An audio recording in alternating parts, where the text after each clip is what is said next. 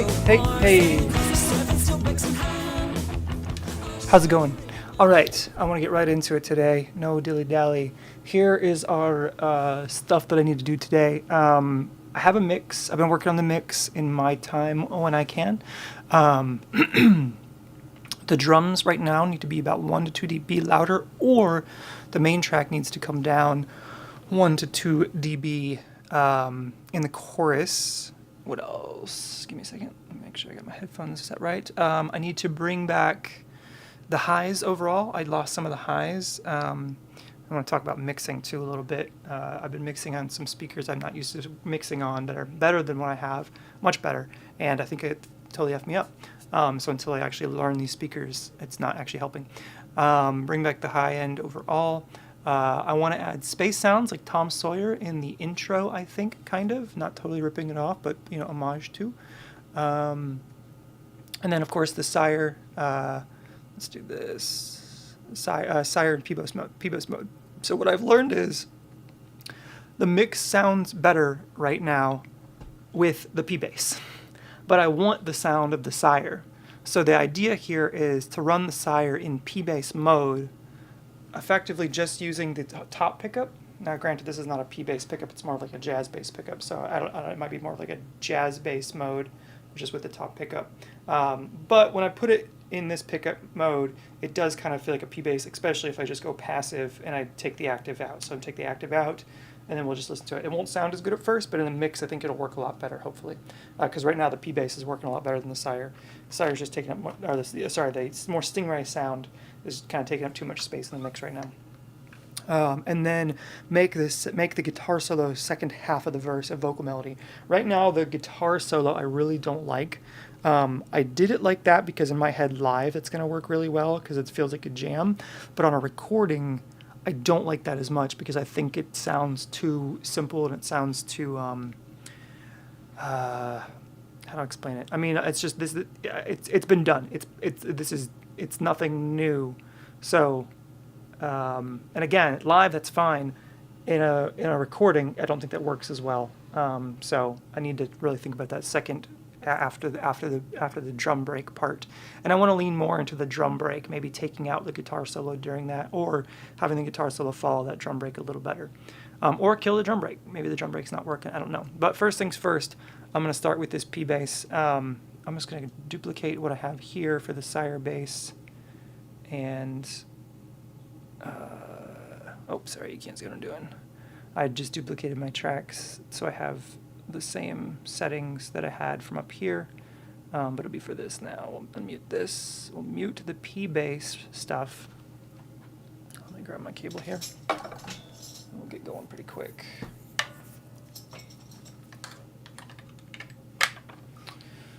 Okay. Enacted. Hey, one second. Kill this. Latency monitoring. So right now we're in passive mode, which passive mode sounds pretty good, honestly. Here's with an active mode, which I'm clipping the signal right now. It's just giving a little more high end, basically. My tone is all the way up. So then, oh, I'm also, yeah, I was.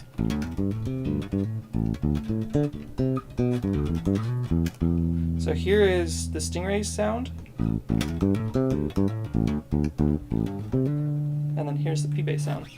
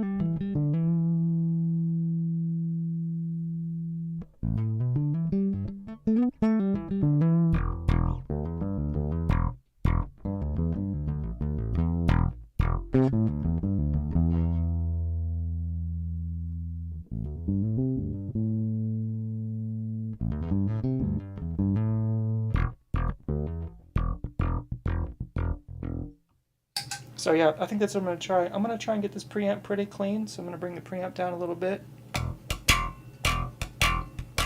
The other thing that I'm doing is I'm recording this microphone while we're going to get a little bit of the pops. You hear that string noise in the room, just to get that string noise in the room a little bit. But from the top, let's go. I'm going to not waste any more time. Let's get the low end. Let's get the low part first. So this song starts out with a D, like a D. What do you call it?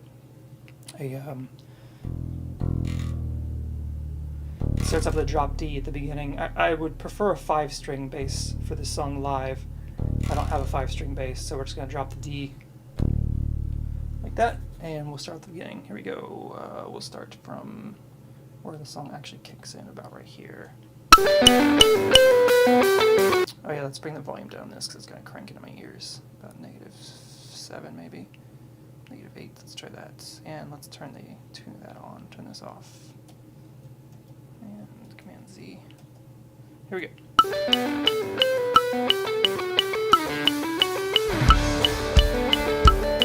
I thought you don't hear that at all. Oh, that's the wrong part. I need to start from back here. My bad.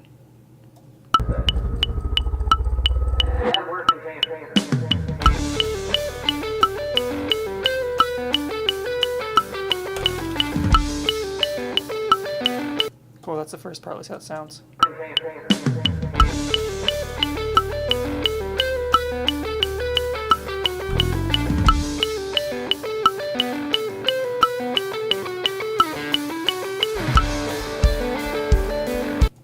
It's pretty good. The metronome is way louder than I think it needs to be. Okay, then we'll start from here to do the rest of the song. So we'll bring this back. Let's do one more take of that just in case.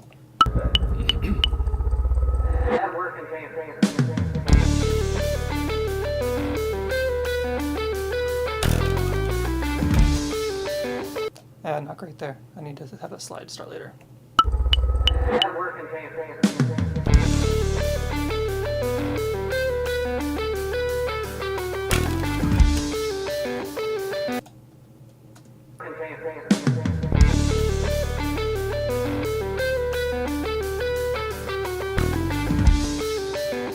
It's pretty good. Let's do one more just for safety.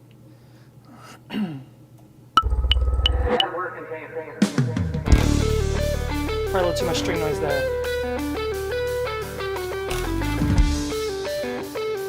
Cool. There's 3 options. I don't know any of them are amazing, but it's fine. Alright, then we'll tune back up to E to do the rest of the song.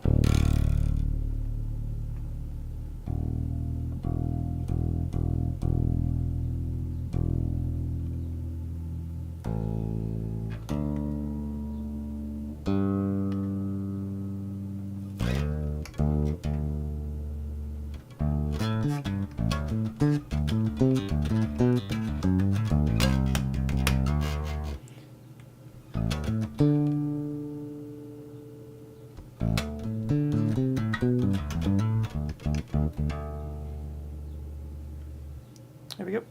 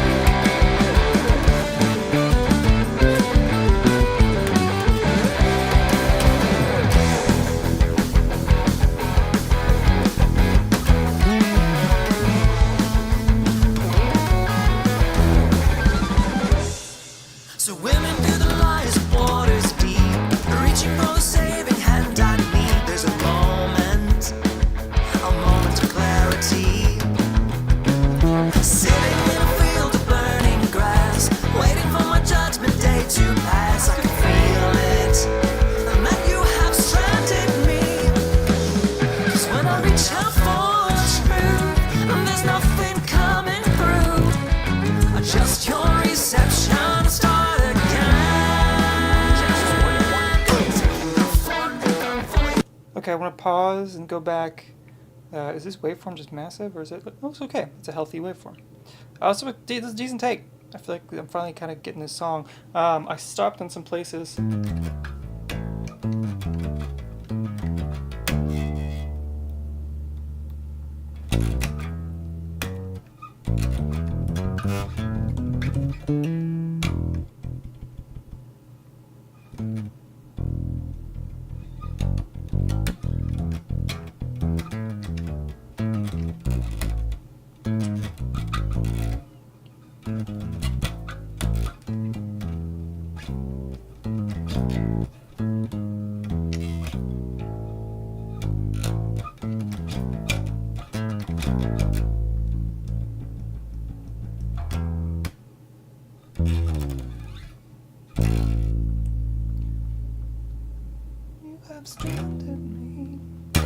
I think that's it. I was doing a little too much originally in the verses. I think I like this better. Let's start from the top again.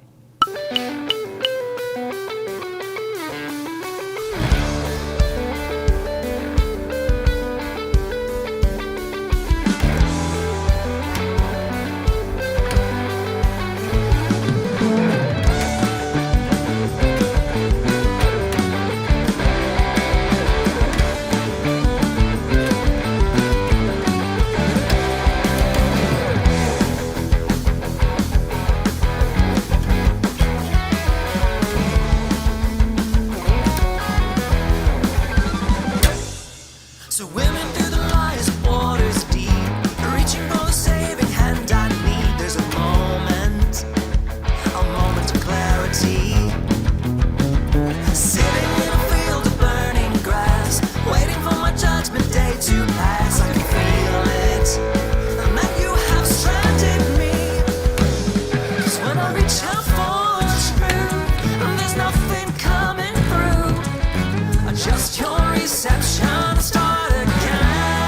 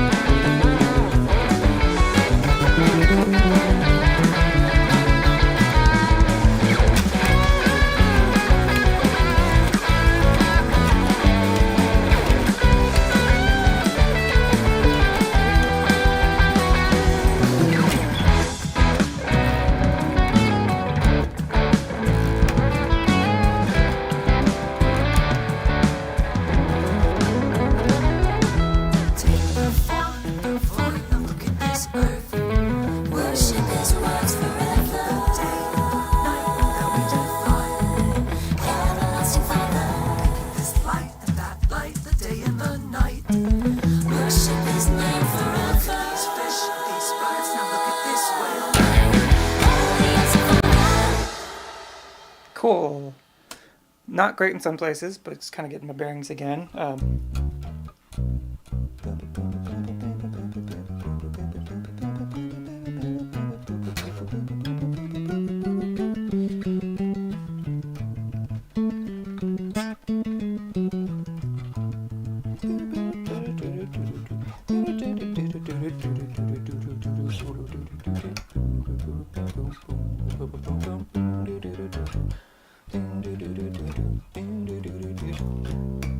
Oh, that's better.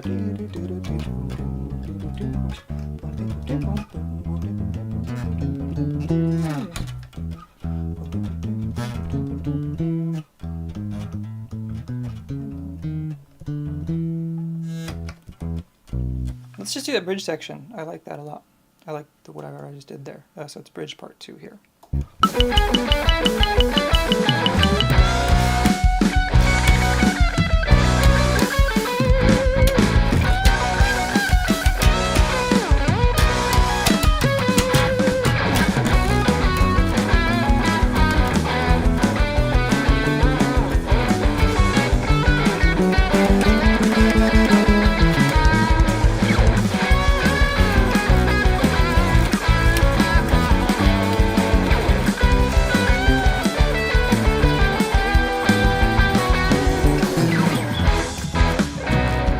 That's pretty good. Let's try again. I think I just want to get the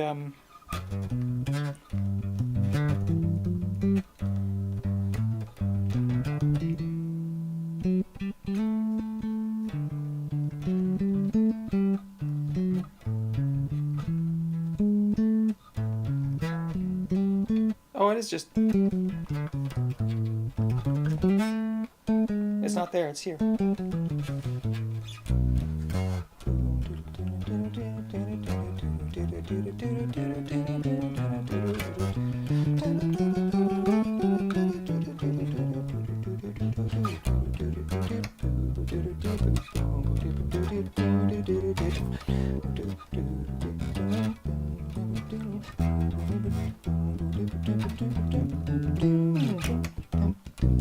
Cool.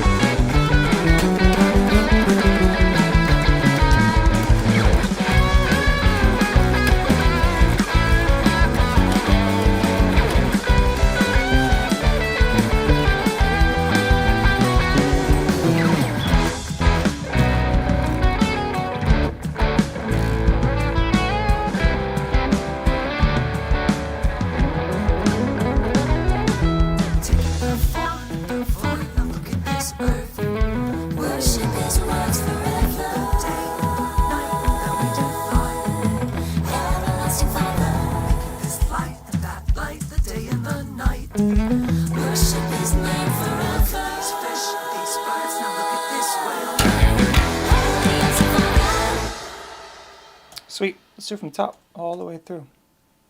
Feeling pretty good about that. Let me just suss out my verse for a second. We're going to do...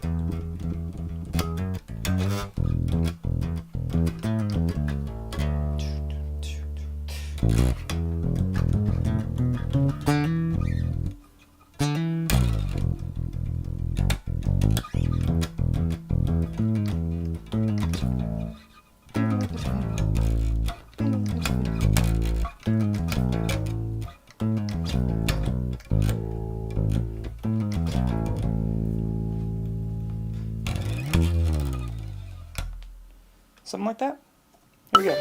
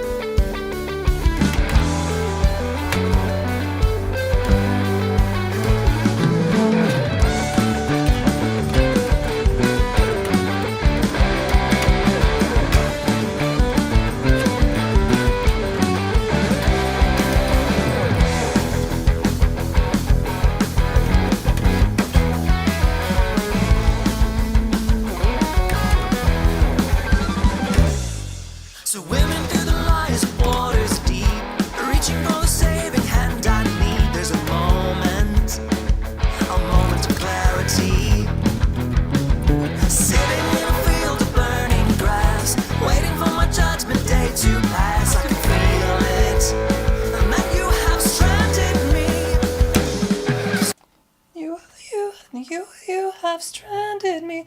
Bum, bum, bum, bum, bum, bum, bum, bum, bum, bum. La, la, la, la. Bum, bum, bum, bum, bum, bum, bum, bum, bum, bum.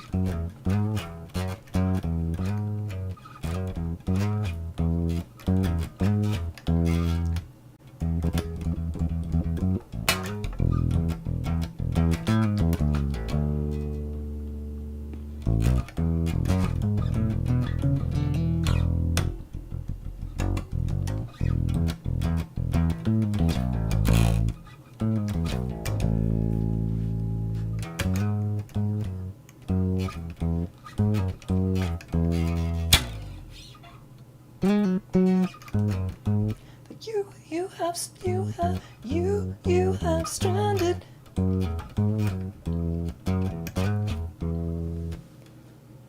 Let's just try the verse. Just the verse. This is just the verse here. This mode right here I think is better. Here we go. Swimming through the lies of waters deep, reaching for the saving hand I need. There's a moment of clarity.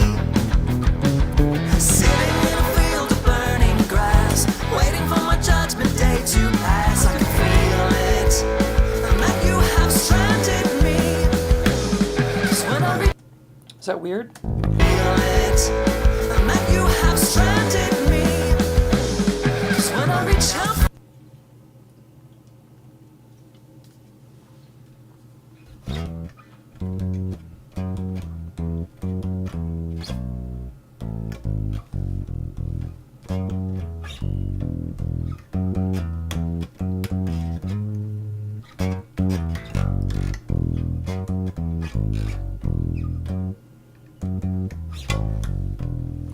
Maybe like that. Maybe go low there.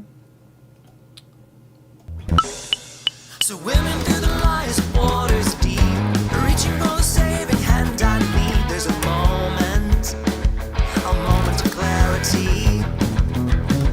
Sitting in a field of burning grass, waiting for my judgment day to pass. I can feel it, and that you have stranded me.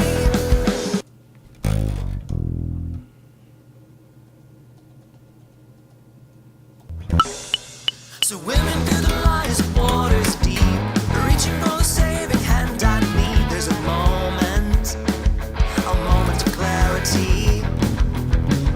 Sitting in a field of burning grass, waiting for my judgment day to pass. I can feel it, and that you have stranded me. That new part's throwing me off.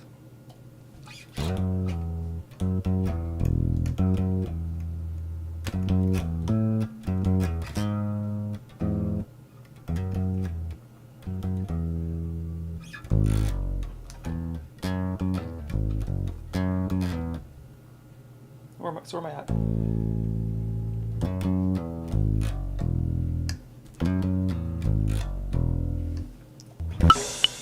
Swimming through the lies of waters deep, reaching for the saving hand I need. There's a moment of clarity.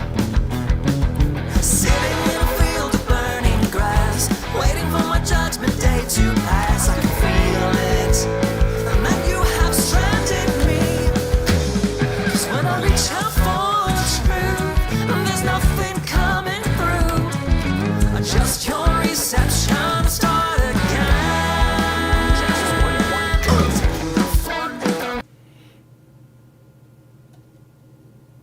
It's close. Swimming through the lies of waters deep, reaching for the saving hand I need. There's a moment of clarity. Sitting in a field of burning grass, waiting for my judgment day to pass. I can feel it, and that you have stranded me. That you da da.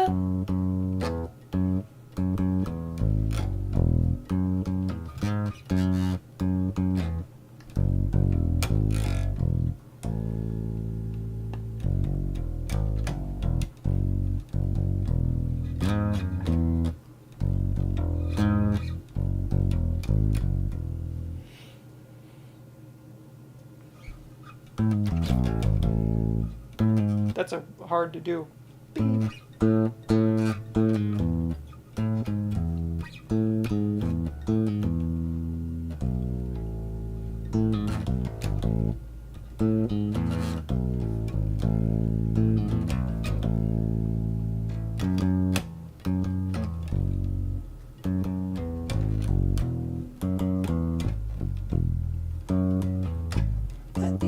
That you have stranded me, that you have stranded me. Swimming through the lies of waters deep, reaching for the saving hand I need. There's a moment of clarity. Sitting in a field of burning grass, waiting for my judgment day to pass. I can feel it, and that you have stranded me. 'Cause when I reach out for the truth, there's nothing coming through. Adjust your reception, start again.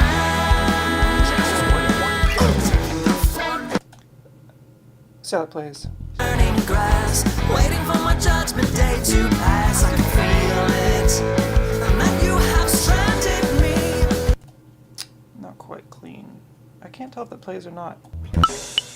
Swimming through the lies of waters deep, reaching for the saving hand I need. There's a moment of clarity. Sitting in a field of burning grass, waiting for my judgment day to pass. I can feel it, and that you have stranded me. 'Cause when I Yeah, I can't figure out what to do on the second half of that bass. Join that. That you have stranded me. That you have.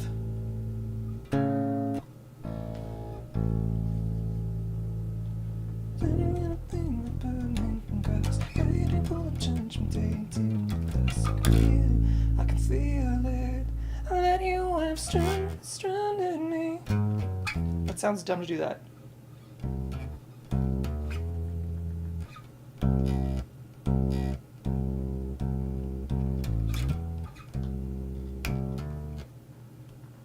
Stranded me.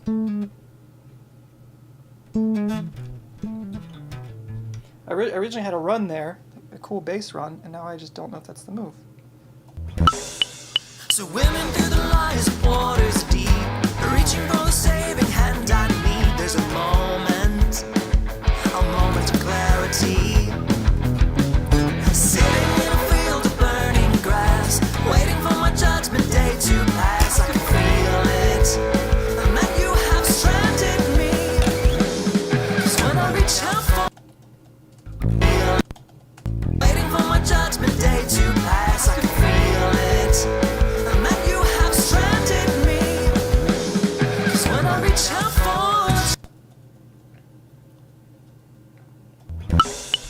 swimming through the lies of waters deep, reaching for the saving hand I need. There's a moment of clarity.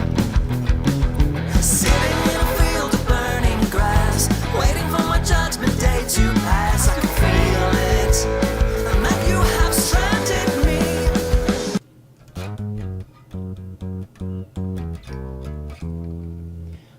Let's try and harmonize, but go, yeah. So if it's going, I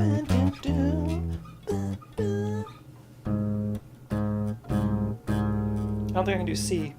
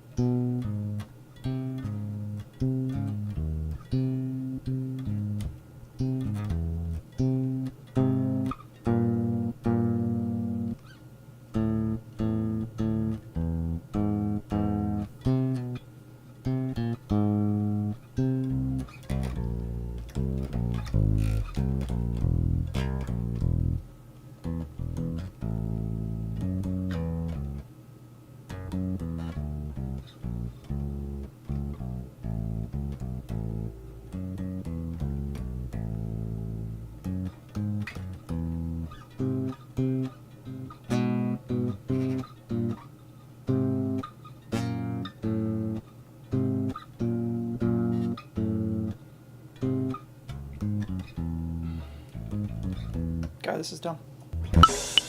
Swimming through the lies of waters deep, reaching for the saving hand I need. There's a moment of clarity.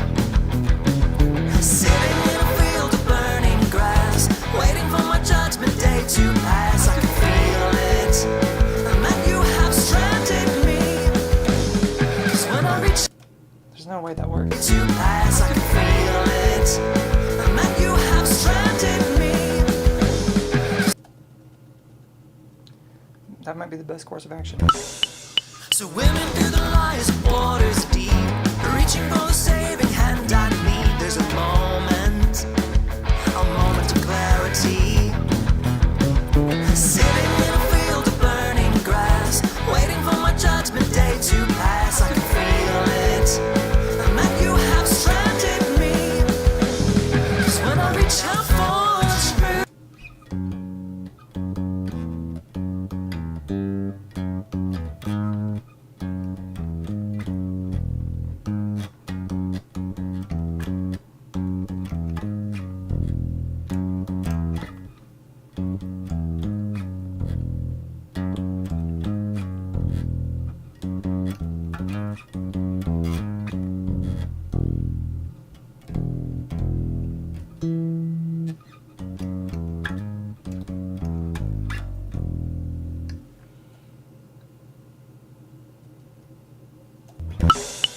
swimming through the lies of waters deep, reaching for the saving hand I need. There's a moment of clarity.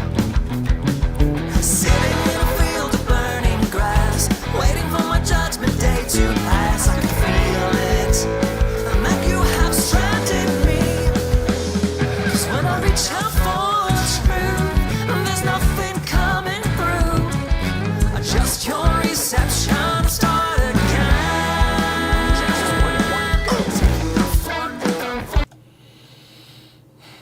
Sitting in a field of burning grass, waiting for my judgment day to pass. I can feel it, and that you have stranded me. 'Cause when I I think go high. swimming through the lies of waters deep, reaching for the saving hand I need. There's a moment of clarity. Sitting in a field of burning grass, waiting for my judgment day to pass. I can feel it.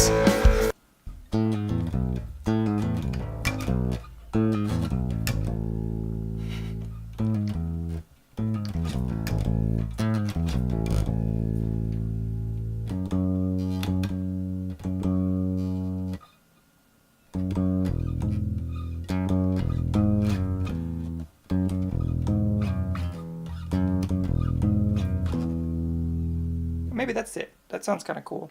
It's probably too much harmonic information, but Swimming through the lies of waters deep, reaching for the saving hand I need. There's a moment of clarity. Sitting in a field of burning grass, waiting for my judgment day to pass. I can feel it, and that you have stranded me. 'Cause when I reach out for the truth, and there's nothing coming through. Adjust your reception, start again.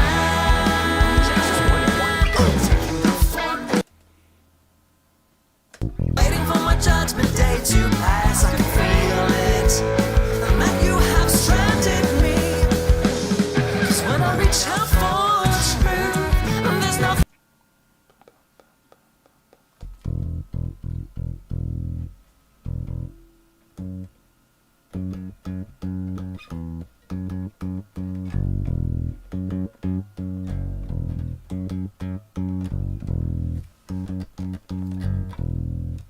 let's try it with the harmonic. Just doing the harmony there, maybe, right?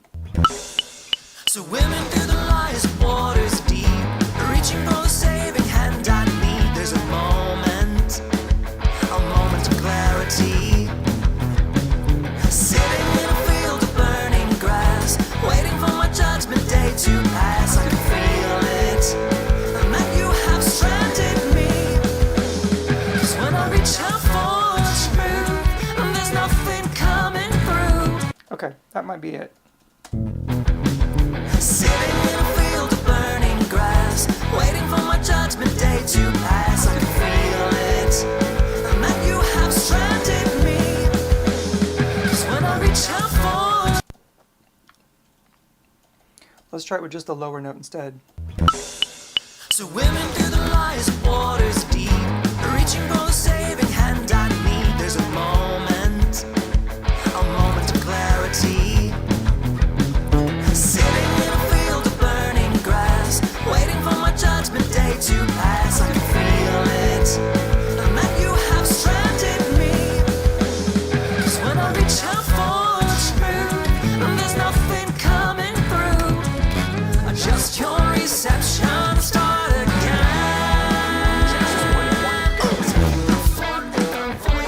Cool. That, I think that was... To pass, I can feel it, and that you have stranded me. 'Cause when I reach out...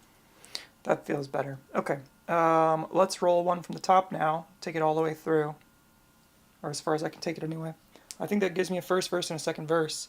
Let's do it without the grid. There we go.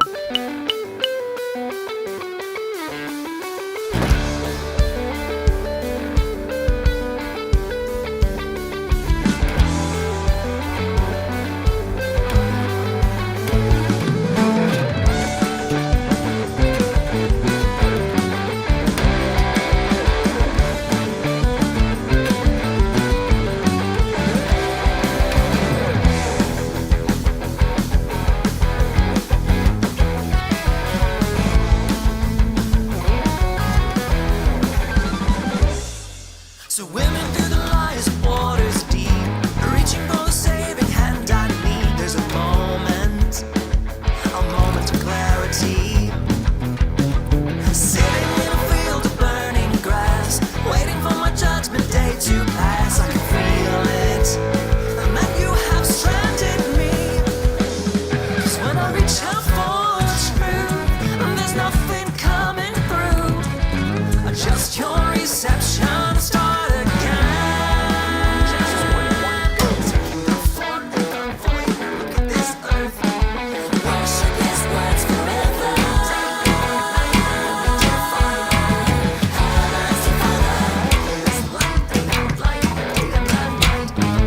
Worship His name forever.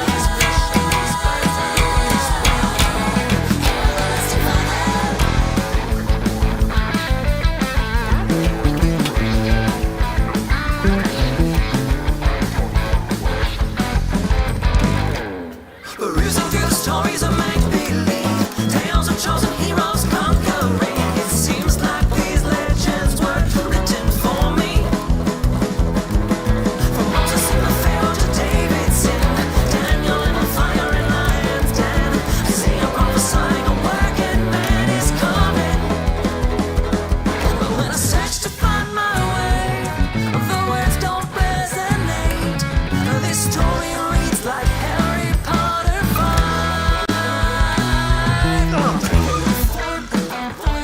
This earth, worship His words forever. Holy as a Father, worship His name forever. Holy as a Father.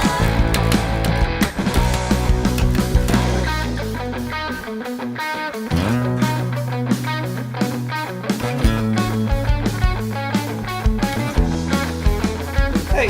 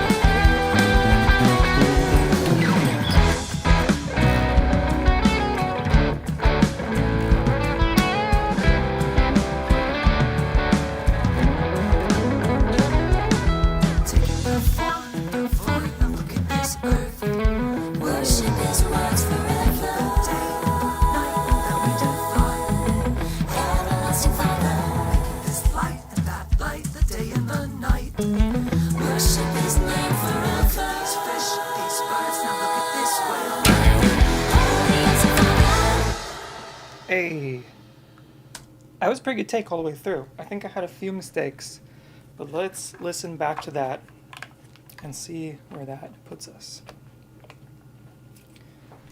And see if the P bass actually works for all this work that we just did. Not the P bass. Obviously, this is the Stingray bass, or this is the Sire Stingray style. But in P bass mode or like upper jazz bass, jazz pickup mode.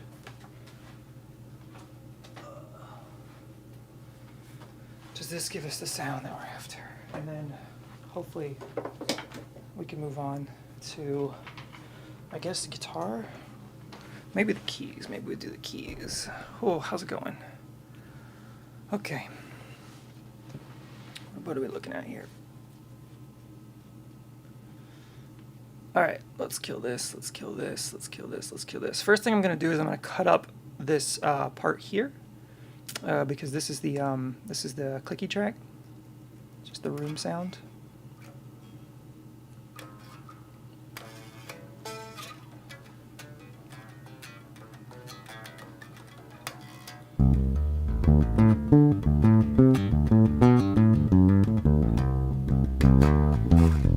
So the only places we want to use that is in the chorus is basically, so what I'm going to do is I'm just going to go straight to the first chorus. Interesting. Oh, I guess because they don't start technically until here. That's fine. We can do that. So we do this, command mute, control mute. Then we're going to go, let me just solo one of these as well. Sire bass room mic. So I can just see what I cut here. I'm just going to copy my guide that I had up here. Oh, man. Okay, there's that.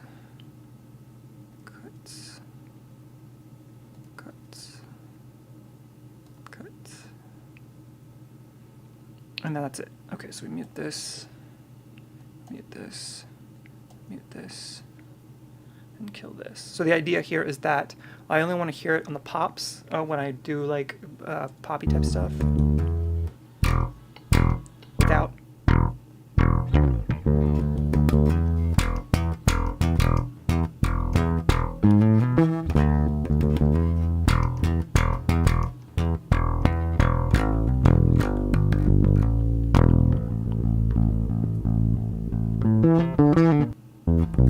And then we want to hear it here as well, so without. Just a little bit, kind of to give the feel of like an upright where you'd hear those like clicks a little bit. The click should probably be a little more muted here, maybe. Am I compressing these?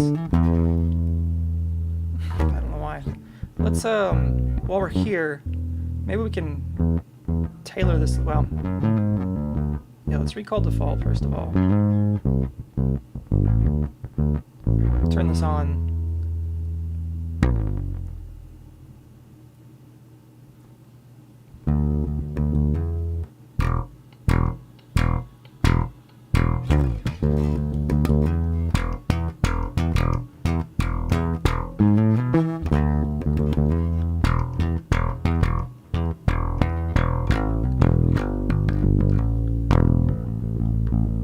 Basically what I do is just carve out any low end or any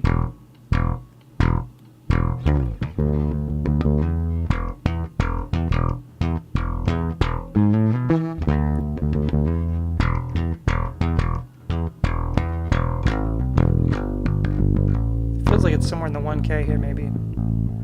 Let's hear it on the let's hear it on this part here.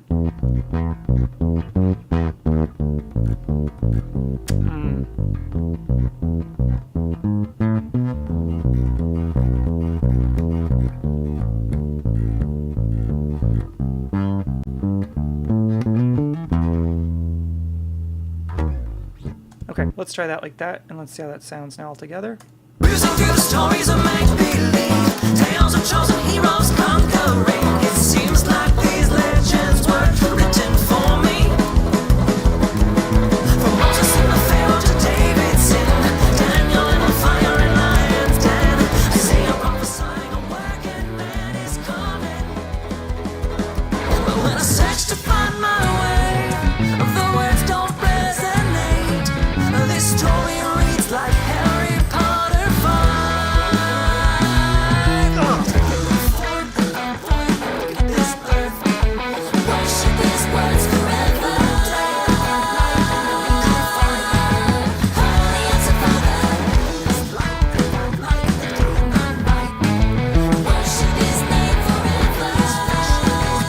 what I've just done here is I've carved out 2 dB. That might be too much in the chorus. So this mix here. This is basically everything but the bass and the drums. I'm doing this really dumbly. So we're going to go from.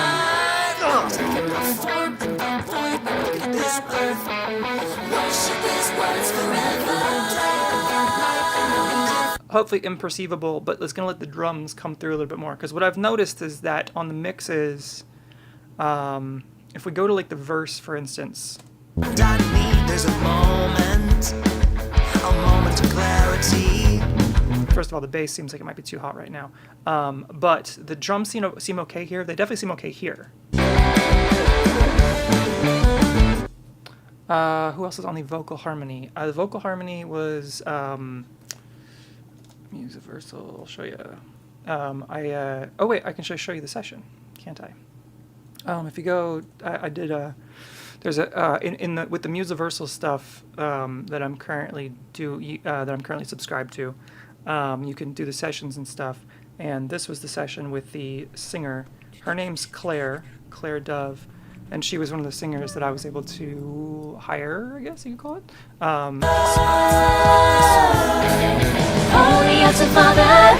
Yeah, that's why I call her. If it's less pretty and more attitude. Yeah, I think that's cool. Mm-hmm. Cool. Let's just I mean, it's still pretty, but like it's not choir pretty.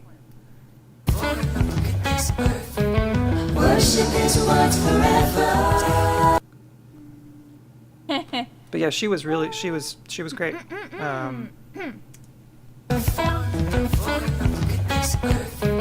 Worship is what's forever.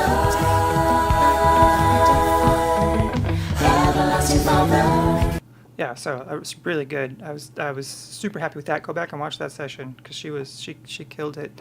So it's like Fiverr. Musiversal's no, it's not exactly like Fiverr. I guess it's kind of, but basically the idea is with Musiversal, it's $250 a month, so it's up there.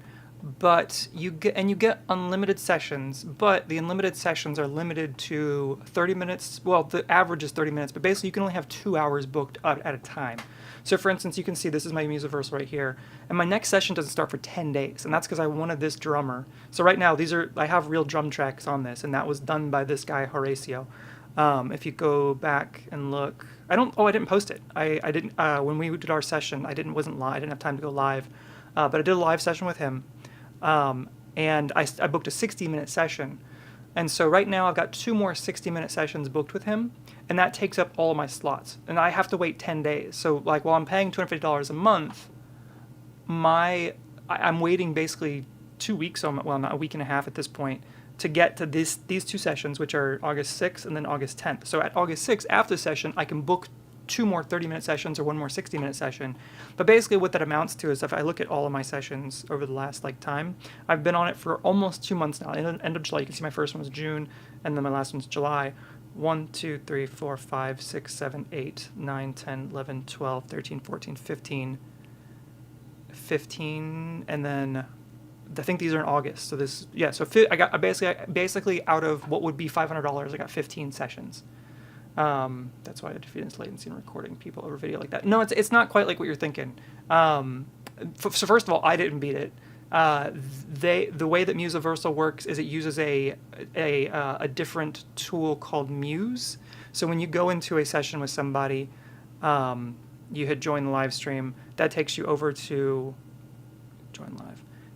Muse sessions, and then if I hit launch Muse desktop app, it's like what do you call it? It's like Zoom basically.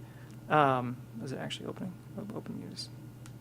So it's like their own version of Zoom that has way less latency, but at the same time, like when I'm using it, I don't know, because the way it works is with the Muse sessions. So if I go to my sessions, I have to add tracks. So I basically would send him, so like with the drummer, I'm going to send him a track that's without the drums. I'm going to send him a drum reference track that's just the drums. I'm going to send him the click track just in case. And then he puts that all into his DAW. And so when you're looking at this here, like even with her here, This is not my DAW, that's her DAW. So she takes my reference tracks and my tracks without the vocals in them, puts them in her DAW basically, and then she records her vocals on top of it, right? And then what I get back from them in the end is, if I look here, so when I got the drums back, you can see here main drums, ignore this, I got a kick in, a kick out, snare top, snare bottom, tom 1, tom 2, tom 3, tom 4, and then I got hi-hat mic, overhead, left, right, ride mic, and then room mic. So he sent me basically, like if I look at the folder structure, downloads, hold up some other drums, right? So I have take 1, and you can see take 1 is 14 tracks, take 2, 14 tracks, take 3. We basically in that 60 minutes, we spent the first like 20 minutes maybe or so like learning the song, having him actually learn it. Well, maybe about 20 minutes. It might have been 10. He was fast, maybe 10 minutes. I also sent him a MIDI file so he could see the MIDI files on where the hits and stuff were at. Try to make it as easy for them to learn the track as possible with as many tools as possible. And then, like I said, they record on their side. So all I'm really hearing in the Zoom section is their DAW. I'm not playing along with them, and then they're just sending me their tracks after the fact, and I'm putting their tracks back inside of my session. So it's a pretty clever way to do it. And it's what I found is, so you two are recording. Oh, so you two are just recording at the same time. You're not recording the performer from the live. Right, I'm not recording them from the live, no, and I'm not recording with them either. I'm actually just monitoring. So when I'm with them in the session, I'm more acting just as a producer. So if I scrub to this thumbnail, any point, I'm literally just sitting here listening, and I'm kind of like just giving notes or producing. What you can do is you can actually just send them the tracks and say I'm not joining the live stream and let them work on it on their own. But I found that anytime I did that, it all was a fail. I found that I had much better luck when I joined the live stream and sat there with them. And mostly it's just for the initial conversation. It was weird. It's like mostly with the string players, there was a couple I just couldn't join because a lot of these people are from overseas. So like I think she's based in London or somewhere in England. I'm not sure if it's London exactly, but she's in England. Horacio, I think, is in Argentina. And then like a lot of my like one of the string players I like working with, not Jean-Philippe. Jean-Philippe is fine, but Nikos has been amazing. This guy, he is in Greece, I think. So they're all over the place. So the timing on them is really weird, or in terms of like when it starts. You can see this was like 11:55 a.m. So this is almost like midnight. Was this session? No, this was noonish. But a lot of my other sessions have been like, if I look at my Jean-Philippe session, when was it? 6:45 a.m. A lot of super early ones for me. I've had some that are like 2 a.m. I think maybe Kimberly Derflinger was that was 3 o'clock. Anyway, but so it's all over the place in terms of like when they can happen.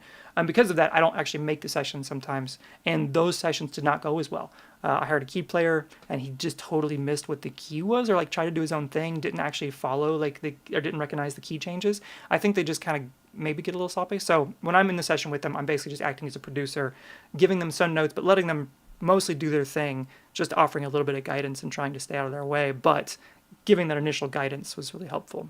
But anyway, so yeah, it's a really good service. I mean, for $250 a month, again, $250 a month. I've done 2 months now. The first month was $125, and I've gotten 15 sessions out of it. So, if that would have been $500, and I got 15 30-minute sessions, basically. Some of these are 60-minute sessions, so maybe it's a little more than that. I think it's worth it. But I'm not 100% sure yet. I definitely probably would structure it a little differently in terms of like when I would turn on and off the service. I also want to talk to them about like turning off the service next month so I can do a little more prep. Because one of the things I constantly feel under the gun, I'm still doing like my normal job and stuff. And so like I kind of lose track. And a lot of times I'll get the notification that my session's tomorrow. I'm like, oh shit, I haven't given the materials yet. So then I got to take like the, hour to go into my session, strip out the parts, send them, organize everything. A lot of times I'm taking the drum tracks and I'm turning them into these crazy MIDI tracks like this, and I'm sending them those MIDI tracks. Then I'm also sending the notation file like this so they can see notation. Some people like the notation, some people like the MIDI. So it's a lot of setup to set them up for the most amount of success just because the window of time is so short to work with them.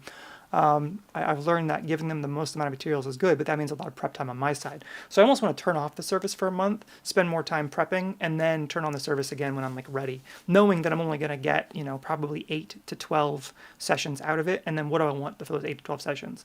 The strings have definitely been worth it. The backup singer, Claire, I would definitely hire her again. I think what I've found is that for me, drumming wise, Horacio every time. I did Sergio De Silva, and he just didn't quite get it. I think they're really good. It just depends on the type of song. But for the type of music that I'm doing, Horatio is great. For strings, Nikos every time. For cello, Emmanuel Pavon, and then for vocals, Claire, at least for the female vocals. I don't know if I probably wouldn't do a male backup vocalist, just so I have a counterpart, and it's obviously not part of the main live band. Anyway, hopefully that's explained well enough. Sorry, I know you... But anyway, so I'm going to get back to this. But yeah, so I'm really happy with these drums. I mean, listen how these drums sound. Now, granted, I have tweaked and mixed the F out of these over the last, like, 3 or 4 days. Not to say they didn't sound good initially, but just to get them to sound like the way I wanted for this track. Here's what these drums sound like on their own, if I can find the bus for them. Boom.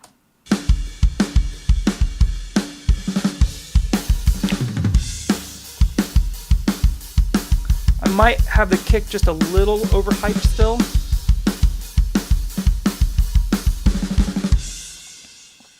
And yes, absolutely. Obviously, none of these people are playing live with me. And in fact, I didn't even really want to record... I still want to record Mark on drums. I've just run out of time finding a space. I've run out of time finding a space, and I want to keep this moving. This track is... It's definitely going on the current album, but it almost feels like a third album track, I'm not going to lie.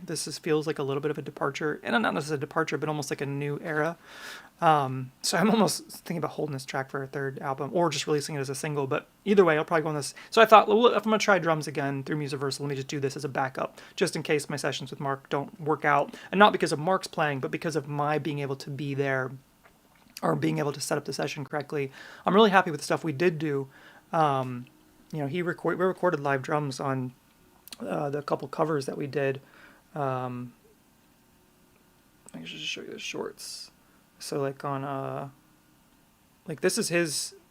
Feel his heart, but you know it's me. Some lights can never be seen.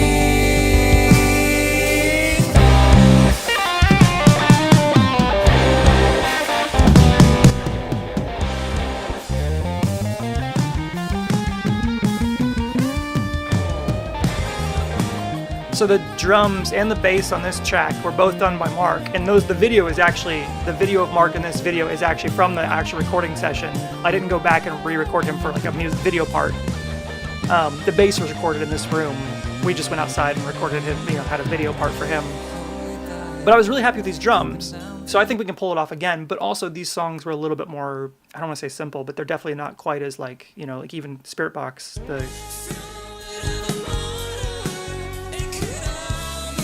I love the way this drums sound. And you can see the drum mics and that's from the session. Actually, all these were from the session.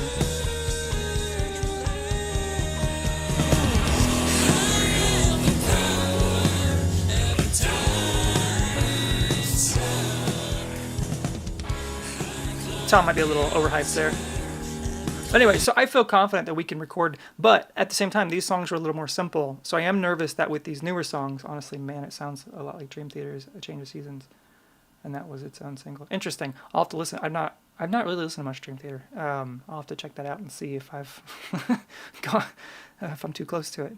I think Frankie said something like that too. To be honest, I sent the song to Frankie, and I think he said something about Dream Theater, but who knows?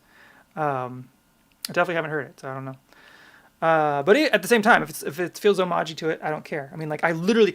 Did you notice the working man part in this? I put it up as a clip, and I don't think anyone actually has noticed it, because no one commented on it.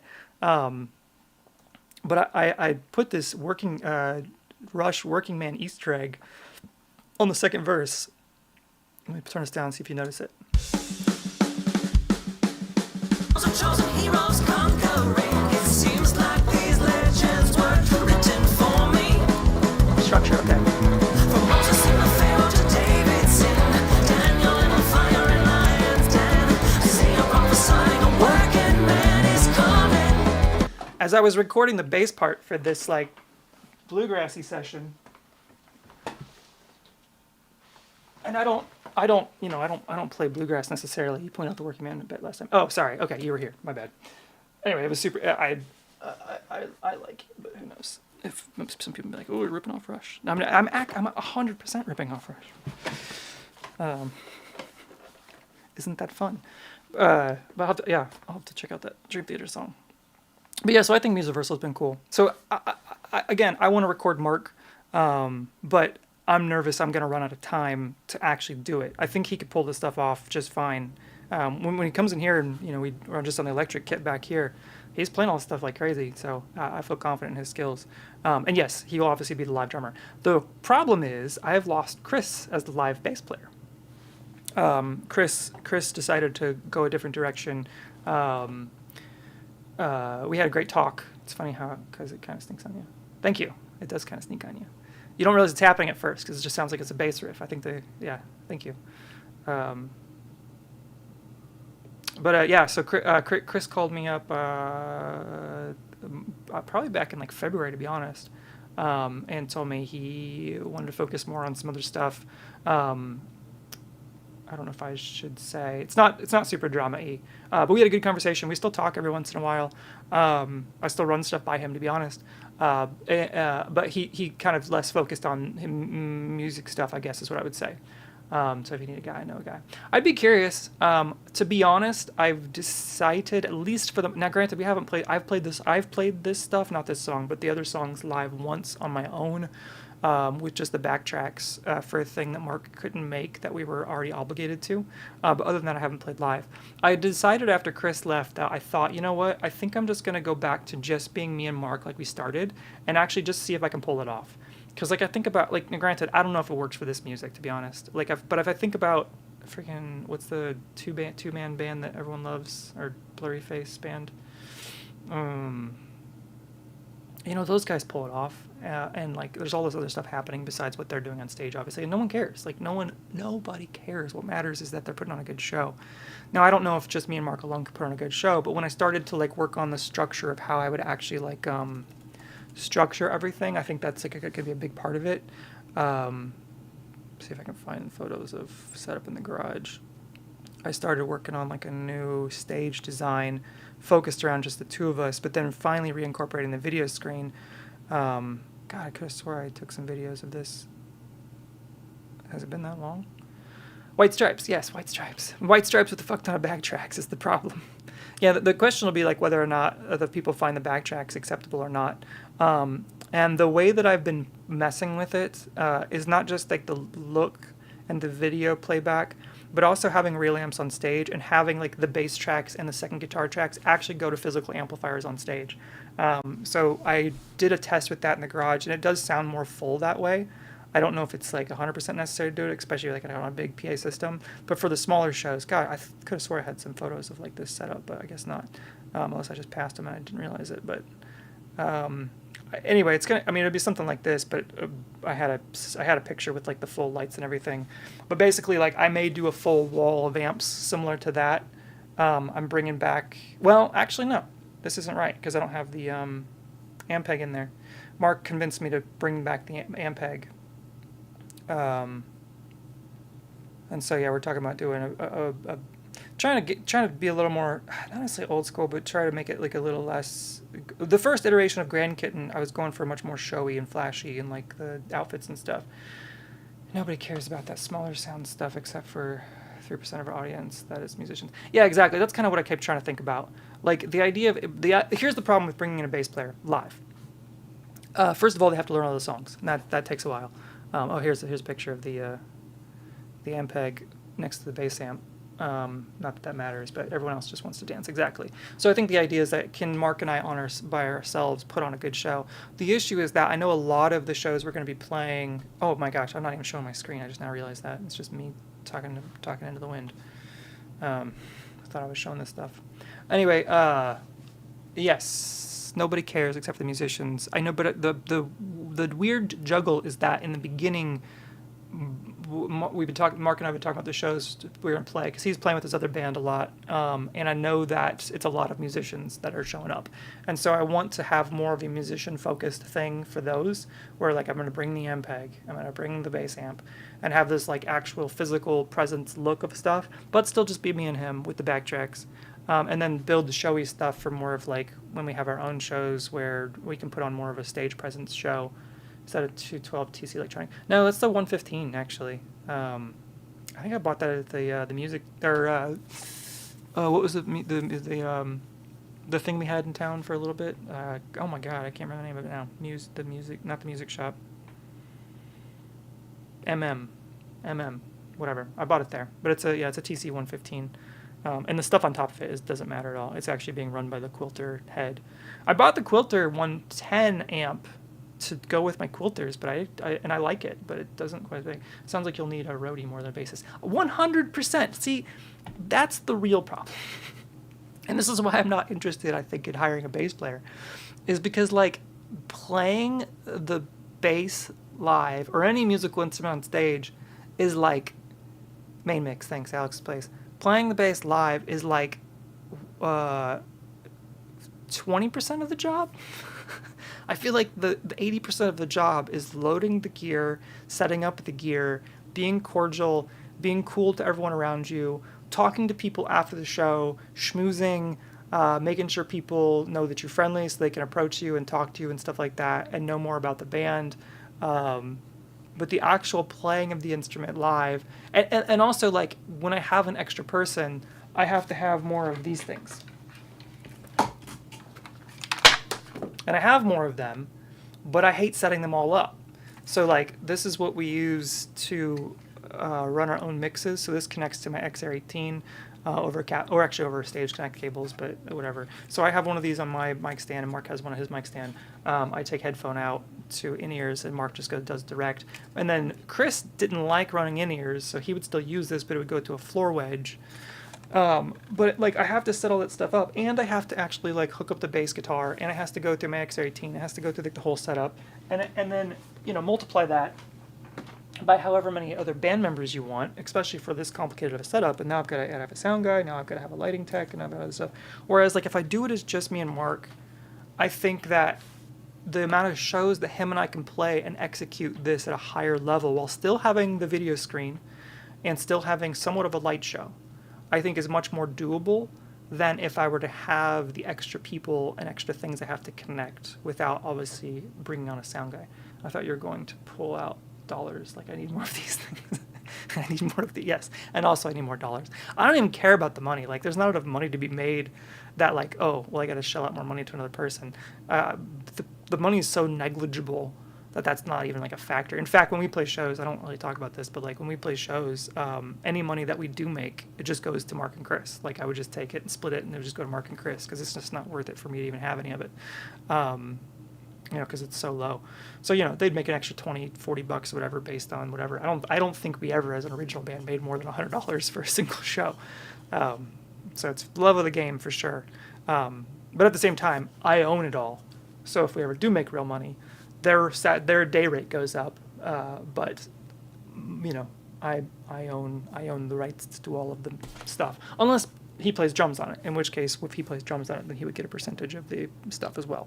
I want to be fair, but I also want to be fair to myself. So I'm playing a long game, trying to give them more of the front-loaded cash. But anyway, so yeah, I'm not sure if the right bass player came along, totally understood the vision, could entertain live, and also, like, bring a second skill set, whether it be like marketing, or, like, I've pretty much got all the tech covered. So it's like I would love to have someone who's more of a schmoozer, more of a talker, more of an outgoing person, because, like, Mark doesn't necessarily fill that role so much. Who could, you know, just vibe with the crowd, be more cool, be more personable, because people don't come up and talk to me. If I go up and talk to people, then they're down. But people don't really come up and talk to me. I can't tell if it's like they're scared, or if they think I'm a poser, if they think I don't know what they think, to be honest. But I really, and a lot of times, because I'm dealing with all the tech stuff, I don't have time. So if I had a bass player that was more in that mindset / whatever, Billy Corgan was talking about that when he was on Rogan, how he didn't consider writing credits enough, and the band became separated financially, which divided them socially. Yeah. And that's where it's like, I feel like I mean, obviously, if you watch the Ghost stuff go down, Tobias Forge, when he started, he owned the rights to everything because he recorded it all. When he would bring guys in to maybe do recording stuff, he hired them as session musicians and paid them for session work, but that didn't mean they got rights to the stuff, because I think a lot of times they were playing what he had already sort of set. And it's like same thing with these musiversal things. Like, they're basically playing kind of what I've preordained, maybe adding a little bit of themselves, but it doesn't necessarily mean they get writing credit. They basically, so that they're paid for their session work or whatever. Tobias did that with his guys, and then when the money started coming in for the records, when the records started actually selling, those guys weren't getting paid what he was getting paid. They found out about it, and then the big lawsuit ensued. And then and then they all quit. Or I think he had to fire them. I think they tried to sue him. He won, and then they all got fired, and he had to build a whole new crew basically. So I'm trying to get ahead of that ahead of time, with the promise that if the band does hit that mark or whatever, then their day rates go up significantly, because I want to take care of the people, but I have to be taken care of first so the business can exist to take care of said people. But if the business only exists because I'm personally financing it, well, then it's just a hobby project, a hobby pet project, and yeah, I got a wife and chickens to take care of. Anyway, let's get back to the song. Okay, so let me pick your brain on this one if you're still sticking around for a second. I've now recorded 3 different bass parts with 3 different bass settings. What happened was, when I originally was recording this, I used the Sire S7 Bass in full mode. So that's with both pickups happening, and also in active mode, where I was doing a lot of hype stuff to get a more active sound. The guy who voiced the main character of GTA 4 was paid $4,500. Oh, wow, really? You're talking about the Trevor guy, or GTA 4, got it. Oh, gotcha. Yeah, I mean, that's how it goes. Like, you don't know and that's the thing. It's like Grand Theft Auto didn't know if Grand Theft Auto was going to make a bunch of money, right? So it's not like you can pay people based on what you think the thing's going to make in the future. You can only pay them based on what the going rate is. So if the going rate was, $600 a day rate for voice acting, and he did X amount of days, then that would be equal to $4,500. What he probably should have negotiated for with his manager is whatever actors do to get payment royalties on the actual final product or whatever. But not many actors can get that, because, like, sure, they help sell the movie, but no one knows if that's going to make money, and you can only invest so much into it. Precisely, you have to pay right. Yeah, I mean, like, think about the pedal builders, right? Like, it's not like the dude who built the Klon pedal makes $5,000 on the $5,000 Klons that sell now for the used market, right? He built it for the fair market value of it. Didn't really know that it was going to be worth that crazy shit in the end. And sure, it's cool that it has the legend that it has, and he was able to sell a different version later down the road for $350. But even still, like, it is funny though. It's funny he doesn't try to actually remake clones and actually just sell them new for $5,000. Bass question, yeah, thank you. All right, so here's the bass question. Let's listen to just the drums and the bass. Give me a second. Let me solo these drums and bass mix. Let me put this back up so you can see this. So I have basically they're going to their own buses, so I can solo stuff. So.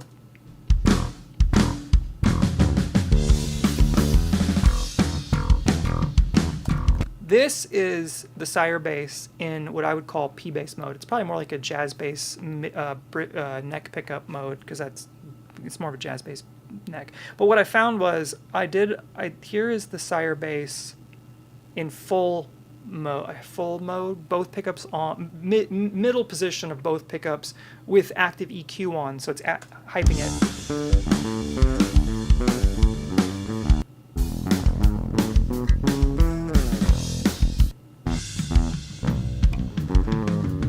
To the chorus.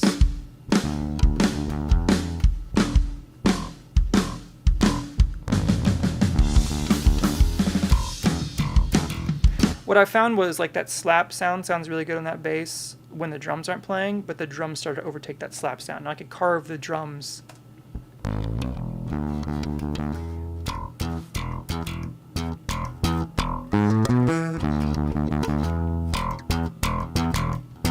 So that's kind of the sound I was going for, and obviously you can see the waveform is like it's clipped for sure. I was clipping the preamp input because I wanted that little bit fuzzed out sound. Obviously I could do it in post, but it sounded cool like this, mixed with everything else. So that's the original, what I wanted, but what I found was when I was mixing, that was competing with too much stuff. So I did a P-bass track, and here's the P. This is just my Squire P-bass on its own.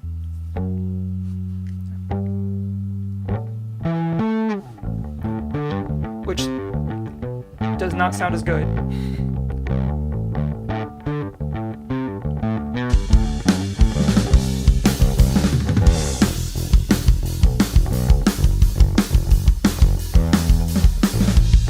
Am I recording's not as good either. Here's the Sire bass again.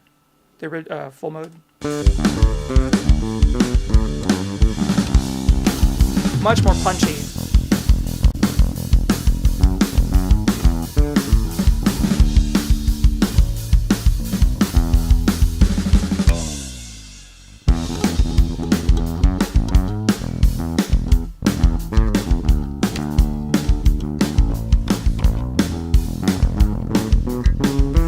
With the room mic, yeah, my bass tracks are typically a mix of mic'd amp and direct line from the amp and the bass itself.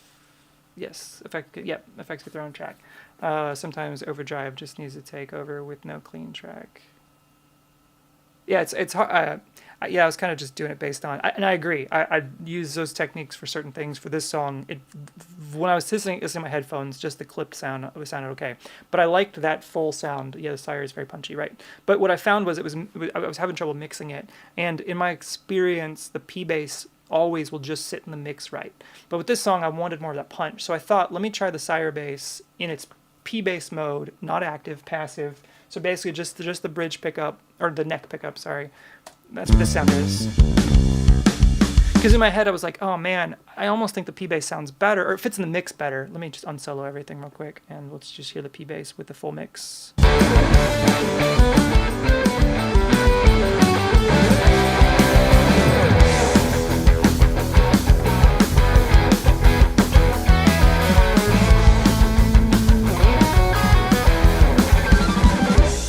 That just sits right in a clean spot that's not competing with anything, and it just works. If we listen to just the Sire bass full.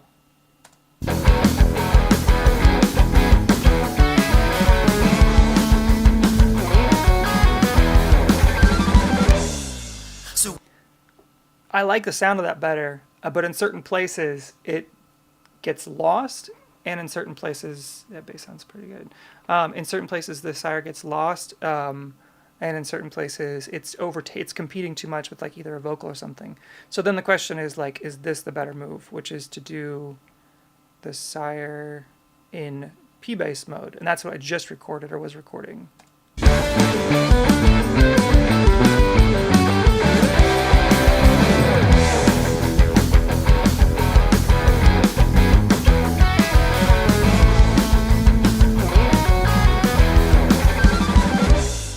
So women do the lies of waters deep, reaching for the saving hand I need. There's a moment of clarity, sitting in a field of burning grass, waiting for my judgment day to pass. I can feel it.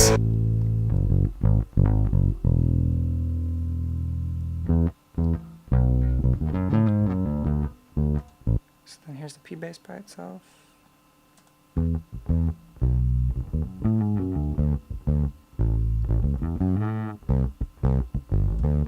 then here's this Sire bass by itself.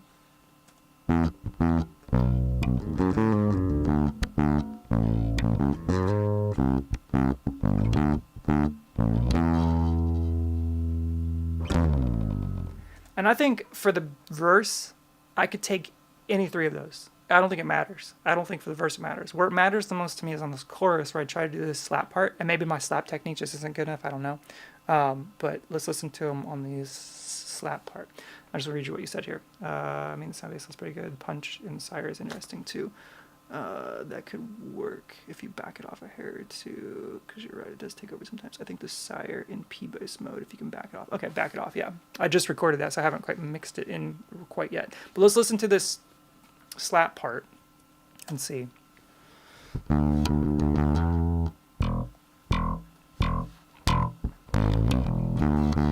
at the same level as the guitar. Got it.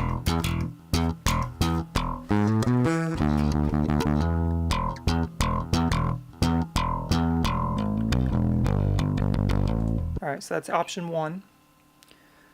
Here's the P bass, so technically option 2. And with the P bass, I recorded a room mic to emphasize the slap because the P bass has flat tones on it.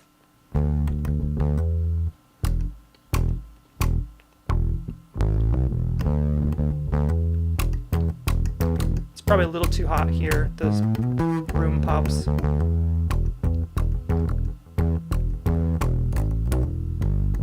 It's it's 100% DuckTales. It's so like this was like one of the first bass things I think I recorded for this song, and it totally happened organically. I think you said when I was doing it that it sounded like I See the Way You Smile, but it's just DuckTales. Life is like a hurricane. Life is like a hurricane. It's a bird. Please stop because aeroplanes. It's a bird. Okay, so that's the P bass, and then here's the new Sire bass, or the Sire bass in P bass mode.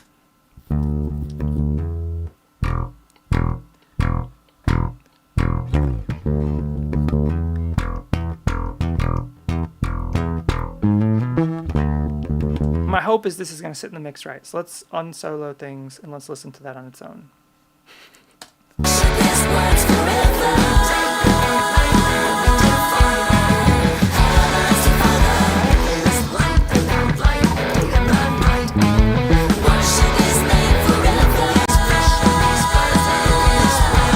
It kind of sucks, yeah. So it gets lost here. I think I'm just going to have to do something with the mix. Is this where I did this? No, it's not. Okay, give me a second. Where did I do this at? I did it on the second verse. So in my notes here, one of the things I noticed in the car was drums louder or main track down 1 to 2 dB in the chorus. So I'm trying this Andy Wallace technique where he actually, I didn't realize that he does this until recently. Where, yeah, that's the one, Sire Bass. That's my hope. That would, the mix of not flat wounds, first of all. I didn't want to put regular strings in my P bass just because I like to keep the flat wounds on there if I can. So I thought, yeah. Cool. I'm glad you agree. That was my thought too.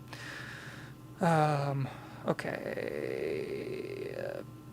Well, anyway, so I didn't realize Andy Wallace does this, but apparently in his mixes he does a ton of fader automation where he's, instead of doing compression and just leaving the track as it is, he literally for certain parts, if he wants to emphasize the cymbals, he'll bring the cymbals up on that part, but then he'll bring them back down to keep it cleaner in other parts.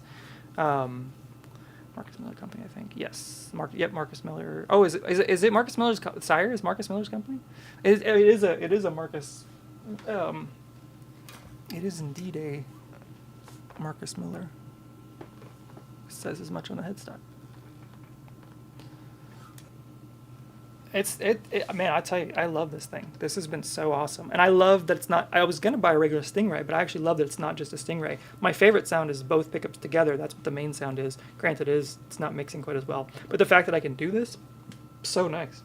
And the mix of the active, but then also being able to pull out the this here to go completely passive, and then you've got a tone knob. The tone stack is annoying, so if you're playing this live, it's like your volume is this top one, and then this is your, so if you lost the battery, you could pull out, go passive, and then you've got just a tone knob in this, and then this is your sweeps between these two, basically. That's Stingray mode, and that's just the top pickup, and then the blend of the two. But I could be wrong. Maybe they just do his signature, but thought, yeah, maybe, I don't know. Either way, it's really good stuff. Like I said, I was gonna buy a Stingray, like a sub, either a sub or like whatever, they're cheaper Stingrays, and then I saw that next to it, and I tried that, and I was like, I walked out of the store with it. Okay, so yeah, I want to automate this. So Andy Wallace automates shit. So the idea here is that I know for a fact that this chorus, when she comes in, is too hot. So I'm gonna bring this down. Is it already down? Yeah, I'm going to bring it down to 4 dB like I did here, basically. And I've already done this with both the toms and the cymbals. I'll show you in a second. I set up a toms bus and a cymbals bus that everything goes through, specifically to automate when the toms come in certain places, and then when the cymbals come in certain places. What did I do here? This should be up to 2 decibels. Is it currently? This should be at, yeah, there we go, 2, and that's at 4, cool. So just enough to get out of the way, hopefully, of the bass and the drums. So the drums pop a little more here. Because I like the drums in the verse. Reaching for the saving hand I need, there's a moment of clarity. So this is my toms bus here. So it's down, we're at -6 on the toms, and the overhead track, do this, is up to 3/6. Watch when this sweep happens. So let those toms come in. Oh, man, I keep doing this where you're not actually seeing what I'm doing at all. Okay, yeah, so here. So at this point, toms are down to -7. Here in the verse, letting the hi-hat, letting the tops come through, so it's not bleeding too much. And the crossover, from those toms come in. Now we have this tom section where I brought the overheads down. Although I probably could have left that up.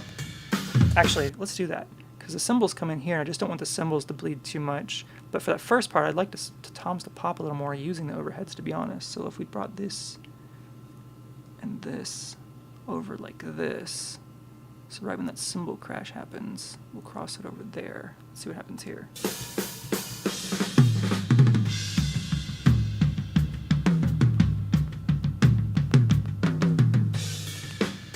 Let's bring that back to where that crash happens, like this, I think. Actually, we'll let that crash happen. Makes sense to boost what you want the listener to hear and limit what you don't. I mean, it's from guys. Yeah, exactly. That's what he taught. I've used automation for like just killing the toms in general during certain sections, but it's so tedious, and so I've tried to get to a point where like, you set it and you forget it. But that's not what he does. He literally like, okay, cool, I want this guitar part to pop. This is going to come down during the section. The guitar comes up, and then we're going to switch it back. So like literally there's like so much automation apparently in like all of his songs. And that's probably what I need to do for the chorus too. I actually just need to automate the bass, the slap part, to make, and he does it with EQs too, where it's not just a volume automation. He apparently is doing like EQ automations to where like, oh yeah, we want to boost this bass part to make that bass pop more, and the drums pop more, and bring this down just for this section. It's pretty crazy. It's like, it's almost like, I wonder if do we just automate the Sire bass in active mode for the chorus so that slap pops through, and bring the, I don't know what I need to bring down, to be honest though. Let's see how this sounds now. So I've brought down this. So basically bringing down the main mix of everything else here.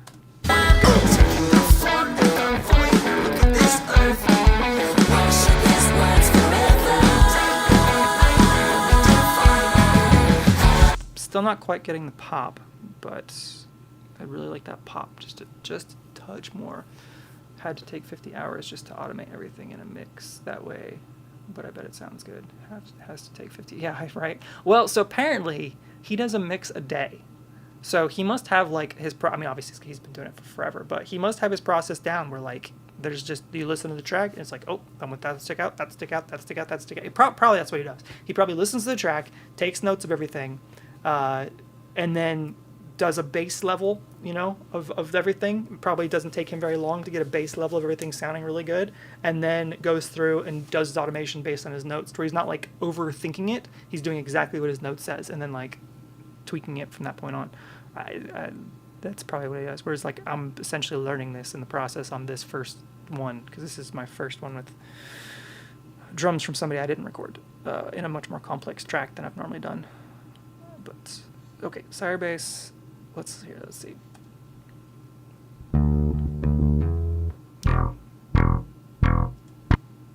Okay, so I don't really have anything going on. Let's turn the compressor off for a second.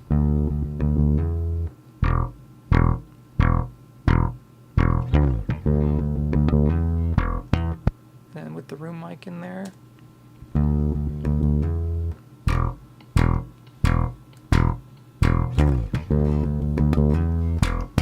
Can I fake it with just to turn that room mic up?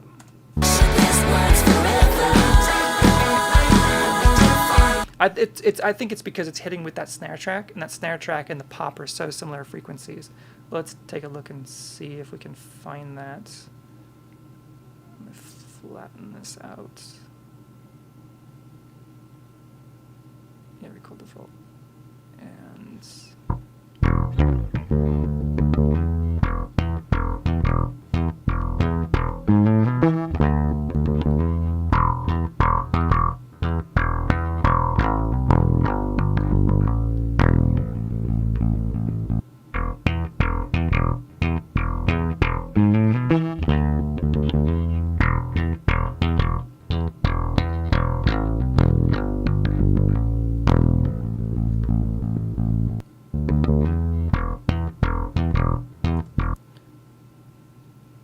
where do you think that frequency is at?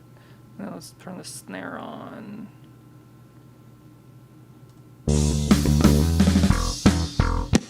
Because I'm pretty sure these are these are what's competing.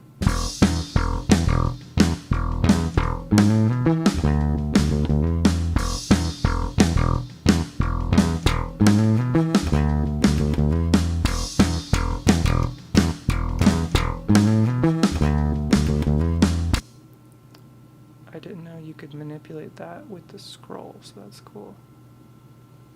Wait, what are you talking about? The EQ?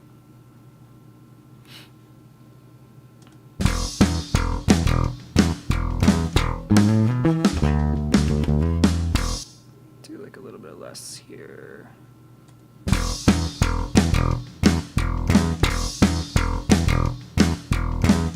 2K sounds better.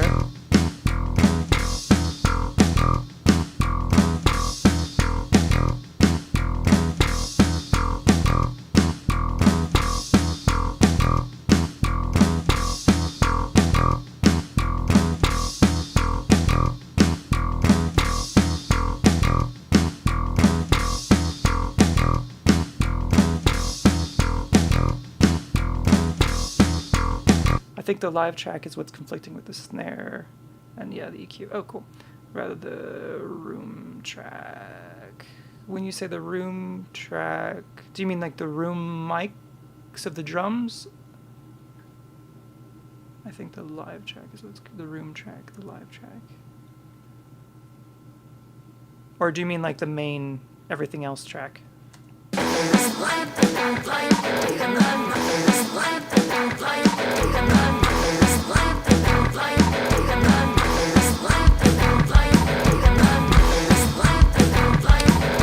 Or is it the kick? Because the kick hits with it as well.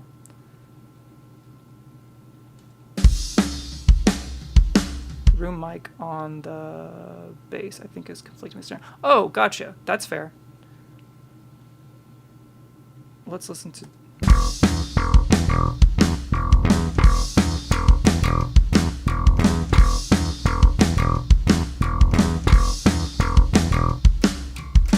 Do you think the room mic's too much? Sire Bass room mic, got it. Yeah. Do you think just leave it out, or do we just need to EQ that a little bit? Funny. I do have it kind of weird right now. Wait, is this my room mic sound? Yeah, this is my room mic. I am compressing that. I don't know why I'm compressing that.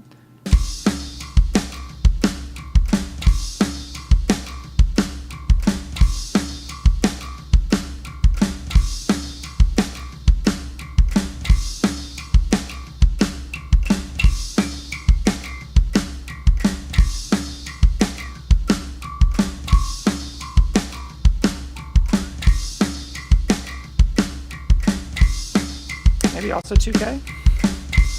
Maybe it doesn't need it?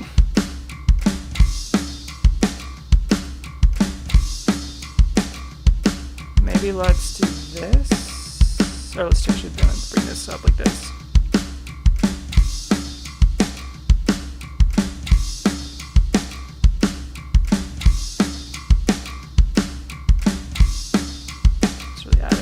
It's really not adding much, and that's what's clipping your snare. Yeah, you're probably right.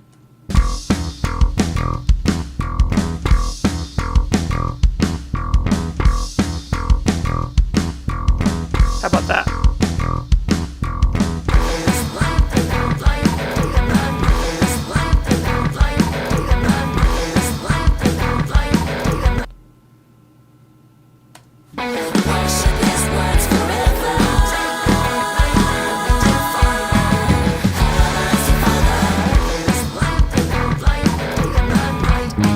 I wish you're getting more of the fundamental low end one too as well.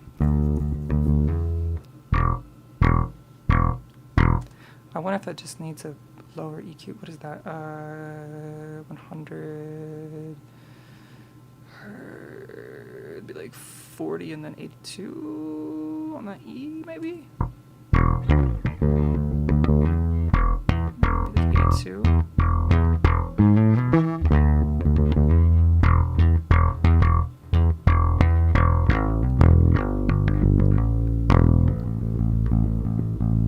Better. It was 5 minutes ago. Thank you.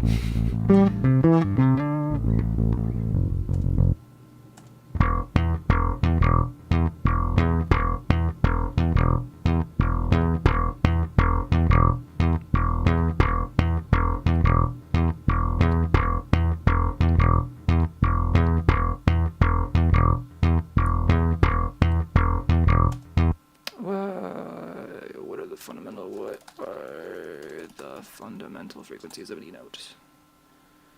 164, doubling with each higher octave. 329. Let's try 164 and 329. Well, the slap technique IRC is going to generate a little more high as the metal effects. Yeah. Well, the slap technique IRC. What is IRC? It's going to generate. Is it IRC in real life? In real IRC is going to generate a little more high end as the metal string hits the metal frets. Yeah. Yes. I mean, that's what I'm going for, I think. What did I say? 164? 164. 164.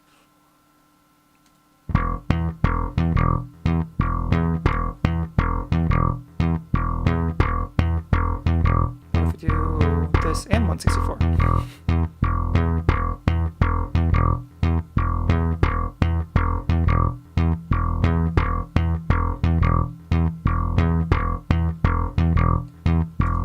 It's the 300, 329, if I recall correctly, 329, 329, 330. Oh.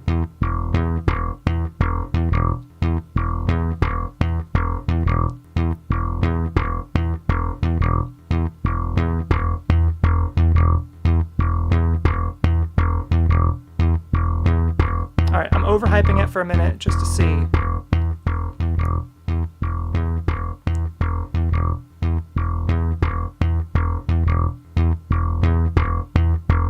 Because I'm about to automate this. Like turn this up during the chorus, then turn it back down during the verses. I guess I don't actually need to automate it. I can literally just create a new track. And yeah, better at 330, right?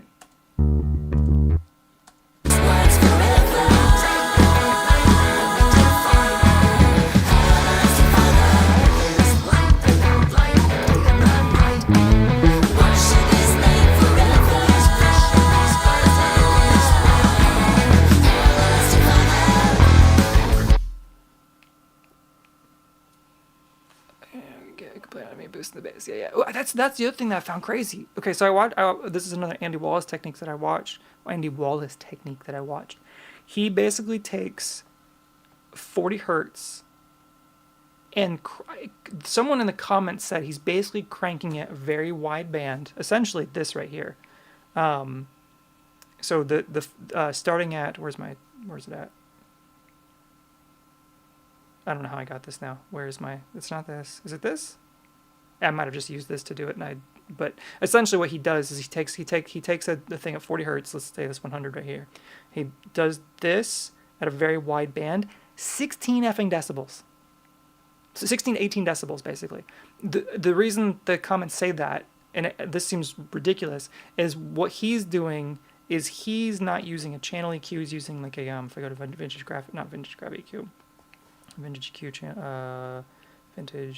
console EQ. So that he's using like a console EQ basically.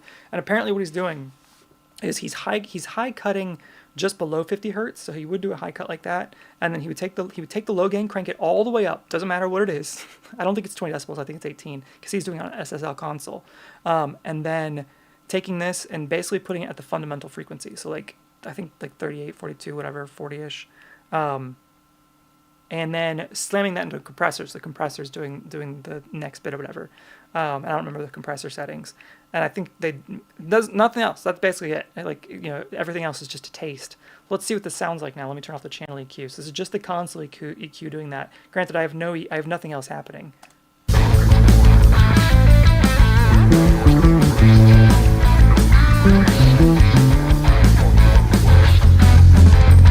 It's a destroy.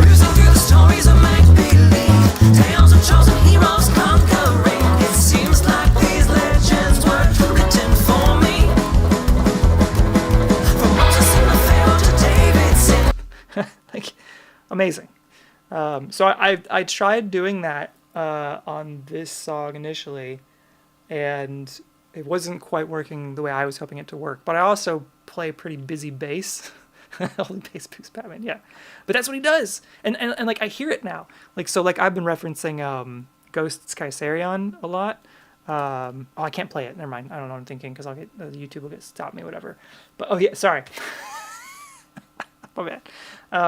But yeah, if you listen to any of the Andy Wallace stuff, so I've been listening to Ghosts, Impera as my main reference. Griftwood has like kind of the kick and snare that I was looking for, and then like Kaiserion has like the overall mix. And I'm not even close. His guitars are way thicker than my guitars are, but his bass, his fundamental bass is like, oh, I hear that. I definitely hear that bass thing happening that Andy Wallace is talking about. So it's pretty nuts. Anyway, I'm gonna keep it chill for now, but here's my thoughts. This bass EQ I did, I'm gonna duplicate this bass track. So this is Sire Bass, and then this is or we call it Sire. Yeah, we'll call it Sire Bass, Sire P Bass, Sire Bass P style. Alright.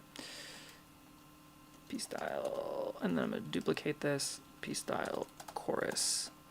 Rather than automating it, I'm just going to make a new track and copy and paste it down. Because I'm lazy. Because we can just do it starting right here, basically.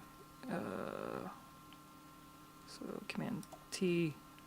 And then the end of the chorus happens here. This might be a little messy to do it like this, but that's whatever. Command T, and we'll drop this down. At the same time, you know what? I'm not gonna do it. I'm gonna automate it. I'm gonna Andy Wallace this, and I'm gonna automate it. I'm gonna screw myself in automating this, but I'm pretty sure if we go volume, we go to my EQ 1, yes, and I just want to turn it on and off. Is all I want to do. Not master gain. Not peak on and off. Where's on and off? These are peaks. There's master gain. Is there not a master on off? I could have swore. High shelf on and off. High cut frequency. High slope. I don't want to automate the whole thing. Peak. So I can turn off peak. Interesting. I can't automate the effect on and off. Smart controls. Gain mix. Gain. Release. Attack. Mean. Threshold. Ratio. Interesting. Main. Oh, insert. Here it is. Sorry. You have to do is the insert. Cool. And then if I take and we do it, although there might be, maybe you do want to automate. Wait, can I? No, it's just an insert at that point. So like that's on. That's. Take this and bring it back like this. Of course. Now I'm thinking I do want to automate this, but we'll just start it here. So this is bypassed. No, that's actually on, so I'm doing the opposite of what I want. Well, how do I flip this? Weird. So this is bypassed. That's on. This is bypassed. Cool. And then here's chorus 2. I don't know if this is the way to do this, but whatever. Chorus, and then I want the chorus to bring it down here. That hits, and I think that's it because the third chorus doesn't really use the slaps. But then we'll wait a second. I did that backwards. This goes up. This goes down. There we go. I'm engaging it here. That was complicated. Probably a good technique for that thing. How to pull it out. Yes, I agree. Granted, automating takes so long. So yeah, I'm really curious as to, again, I think he probably takes notes as to what he wants to do and then just executes them. That's what I have to do with lighting. If I sit here and like dick with lighting and like think about it while I'm doing it, it's so like back and forth and you're constantly tweaking stuff. Whereas like I usually make notes about what I want the lights to do first before I even touch the console. That way when I go to the console to like mess with it, I'm literally just executing my creative vision ahead of time. Whereas right now I'm doing both, right? I'm kind of creative visioning and... Okay, so let's go back, right? So now with that automation happening, I can still adjust the volume. And granted, it's going through a bus, so it doesn't even matter, but...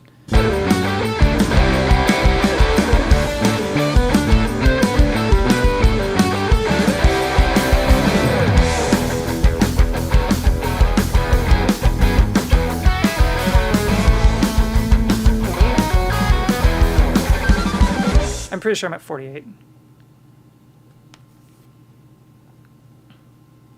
I don't even know where to see that anymore, to be honest.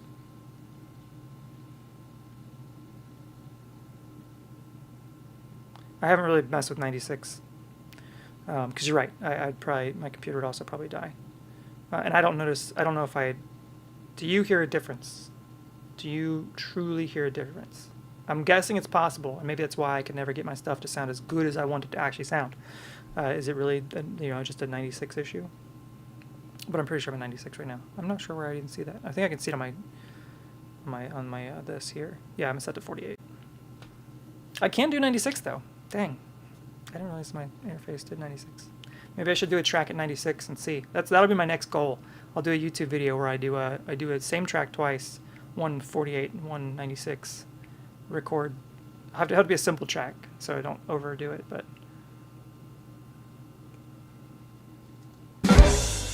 So women do the lies of waters deep, reaching for the saving hand I need. There's a moment of clarity, sitting in a field of burning grass, waiting for my judgment day to pass. I can feel it, and that you have stranded me. 'Cause when I reach out for the truth, and there's nothing coming through, adjust your reception, start again. Look at this earth. Worship His words forever.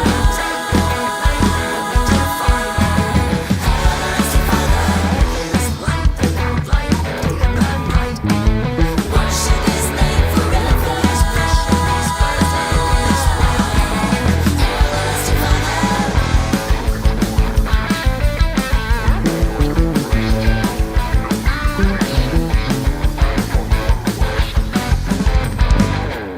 Perusing through the stories of make-believe, tales of chosen heroes conquering. It seems like these legends weren't written for me.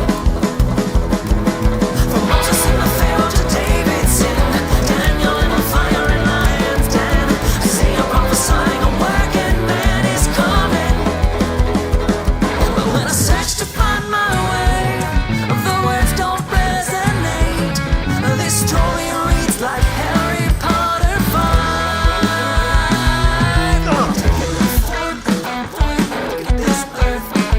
Worship His words forever. Holy as a Father. Worship His name forever. Can I get a little more high end out of it?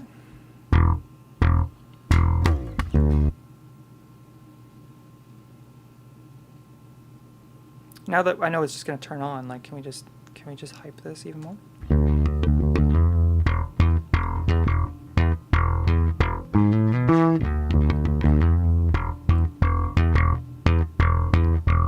I can't tell you how long I sat and did this with a kick drum yesterday, where I was getting just enough top end to not sound top endy, but to where it punched through the mix, and that freaking balance of like just enough high end without sounding like a clicky kick drum. So now I'm gonna deal with the bass for this part.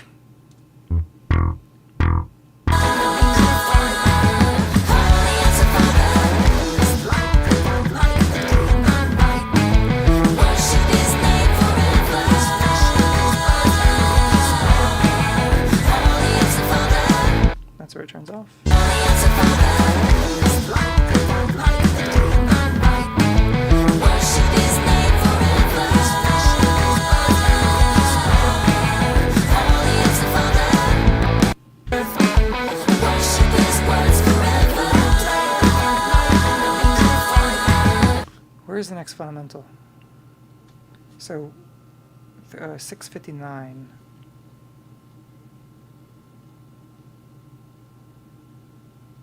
I like the 300 a lot.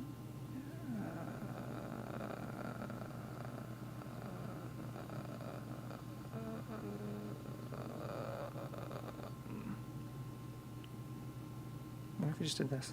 Holy as a Father. Worship His name forever. Holy as a Father. I see. I think what I would do with this, instead of having it be a direct plug-in cutoff, and this is why I think he probably does like more volume automation, and like he would automate the volume of this as opposed to just a hard cutoff. I can hear that happen. Granted, maybe once I'm not listening for it and don't see it physically happen, I won't hear it. But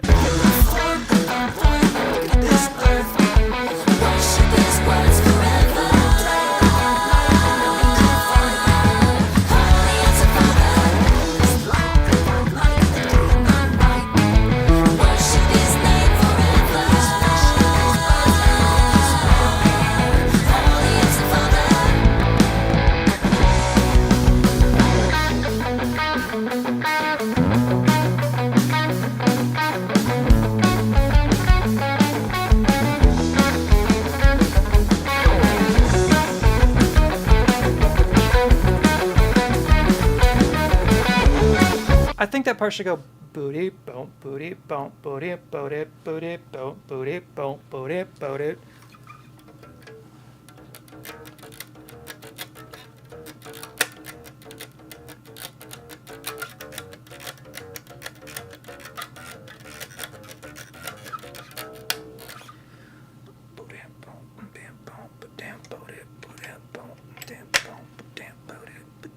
I've been messing with it. This stupid part has been killing me for so long. Not killing me, but just like I keep overthinking this bridge bass part.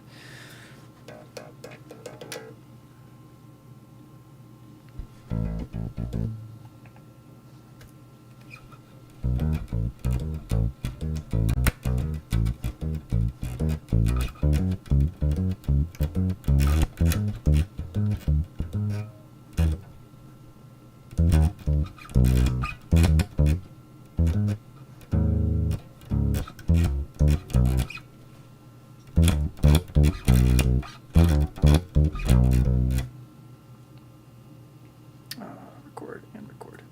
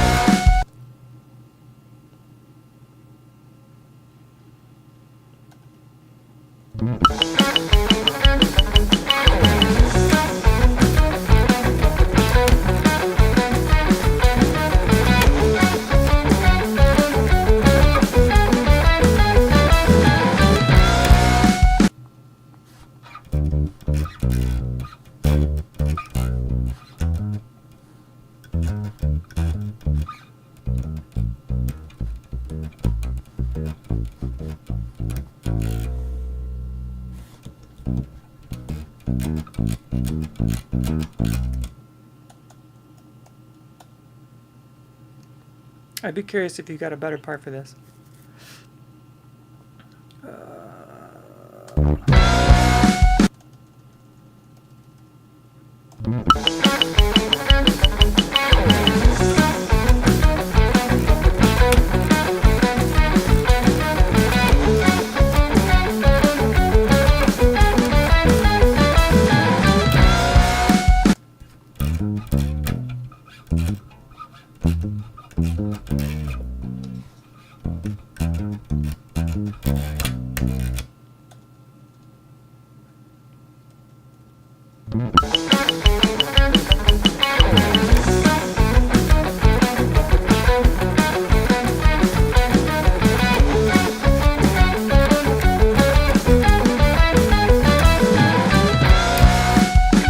Steady 16ths, really? Steady 16ths, I mean, on the root. Okay.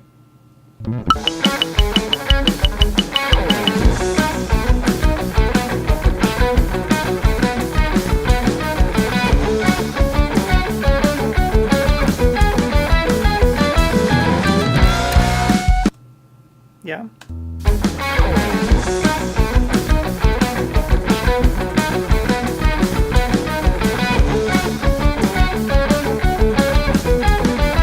What if I go down?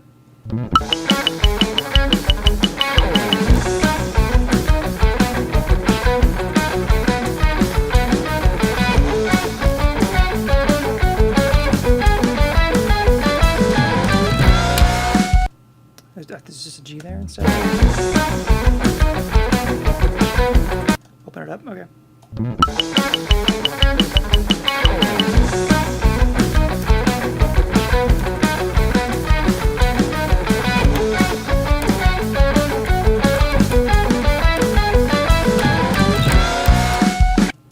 can go. Is it even at the end? It'd be D, E.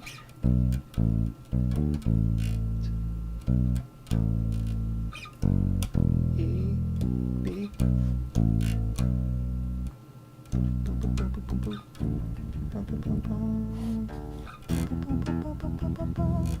Al Di Meola, yeah.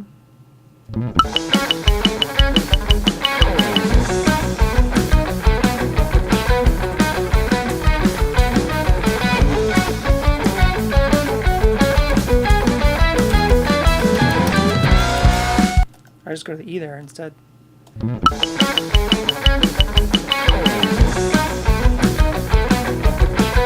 at harmonize go up and down.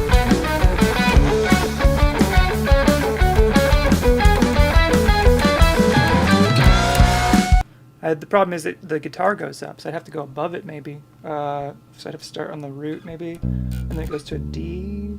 Oh, I see what you're saying. Go up, so to the.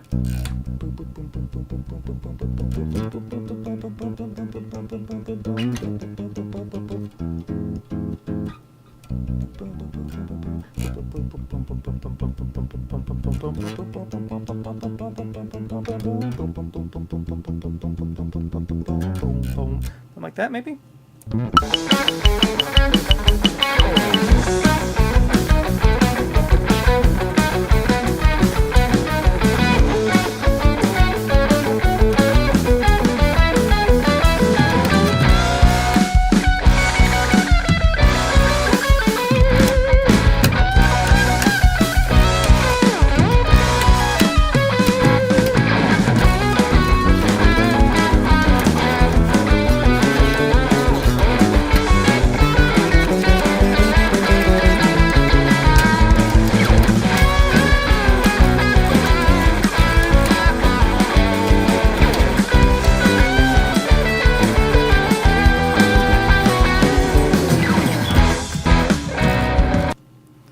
Sorry, I went too far. Where were we at again? Yeah, and there you go. And there you go. Go push the drum. Push the drums. Got it.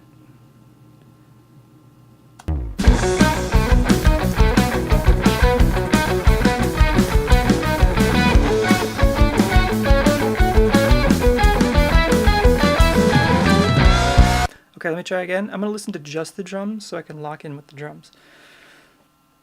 This is the one thing as a bass player I'm still not great at, I feel like, is like locking in with the drums. I'm thinking like a guitar player constantly, where I don't need to listen to the drums.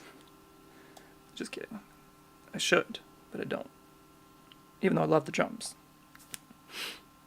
Okay. Wait, is that right? Yes. And then we'll solo this and solo this. Actually, I don't need this, but that's fine. As a bass player, sometimes you have to tell the drummer what to do. Got it. Fair enough.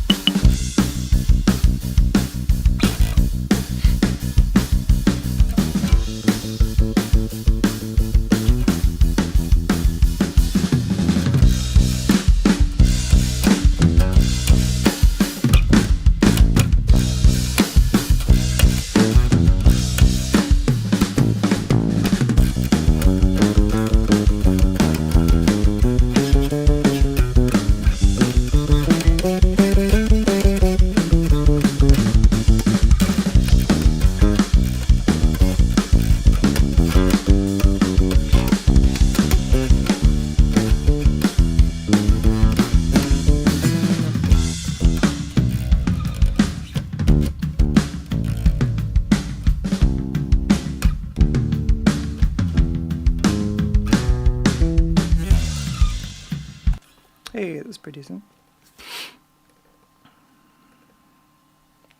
Line you got there's pretty good. Supports the drums and guitar pretty well. Sweet, thank you. Okay, where was that happening at?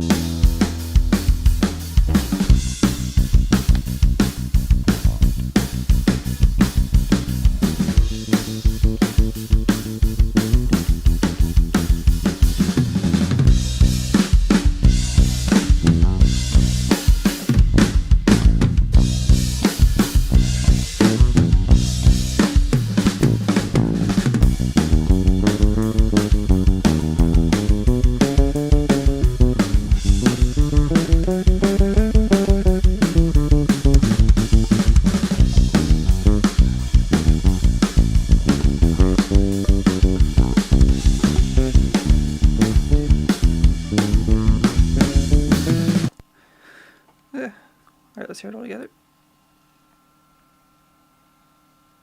I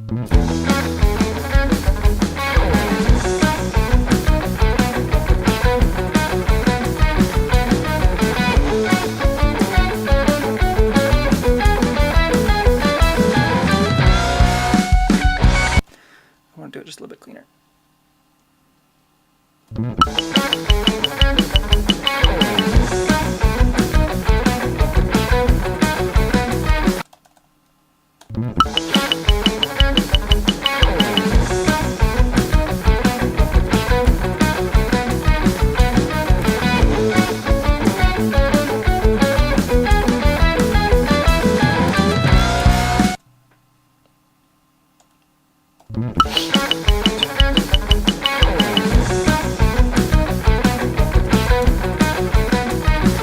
That's a double. It's a double. Just with the drums. Just with the drums. Just with the drums. Drums and bass and go.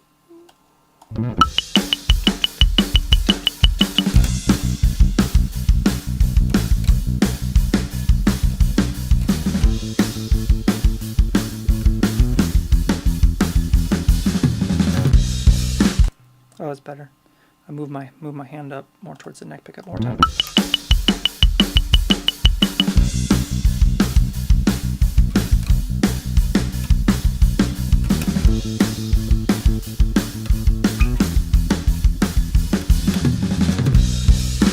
Hey, that's pretty good.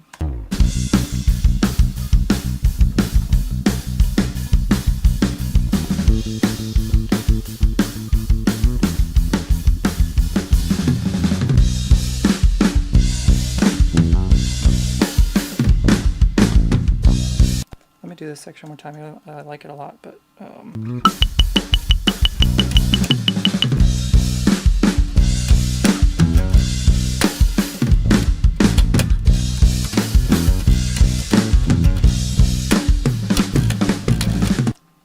that was wrong.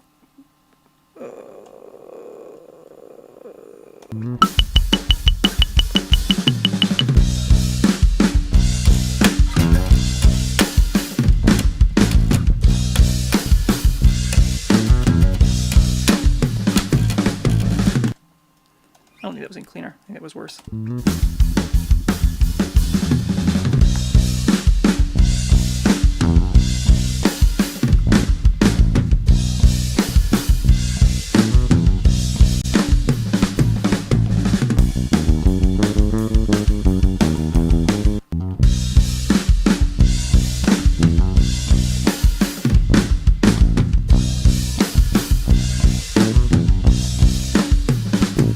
Take it or leave it.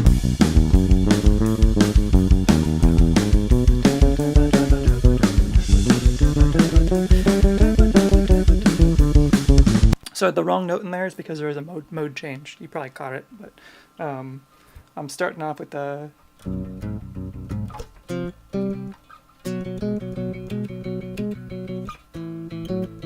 Oh, this goes to E actually.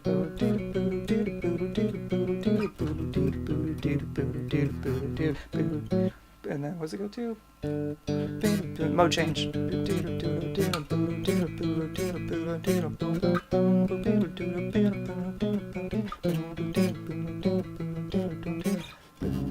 Into C. So B to an A to a C to a D to an E. So it's so it's fun to play guitar on because I have to think like A flat minor first, relative to the B major, I think. Yeah, that sounds right.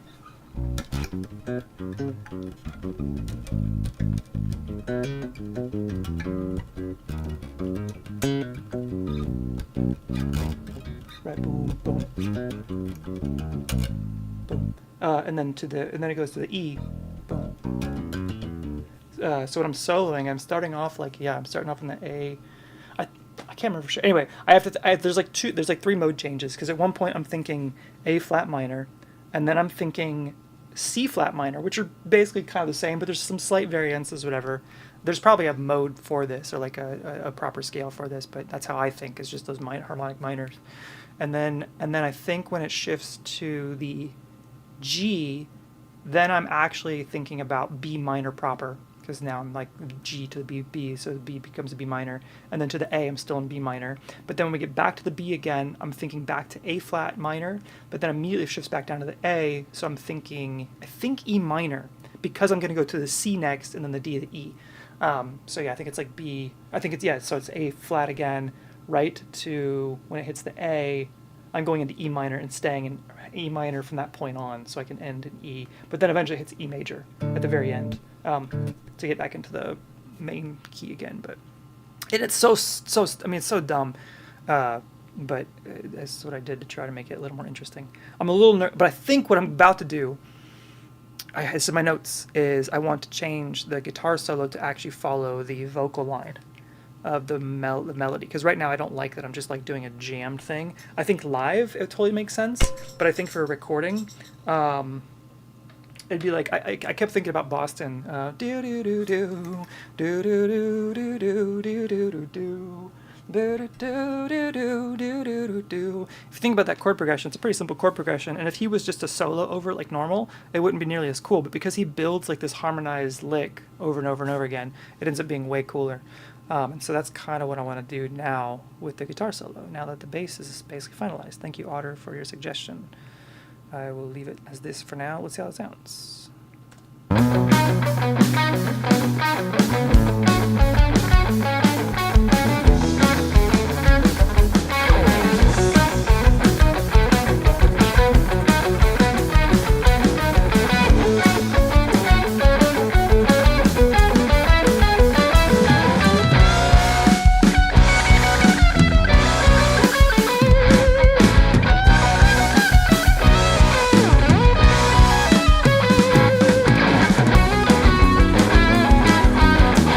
So instead of bow,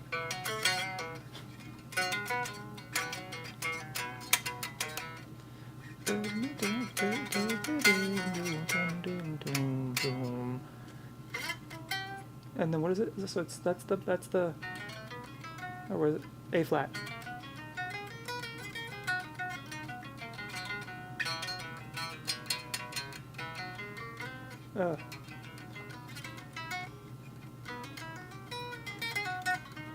Into the E.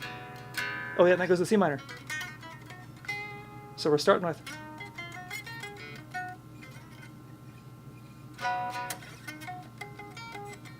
to the G.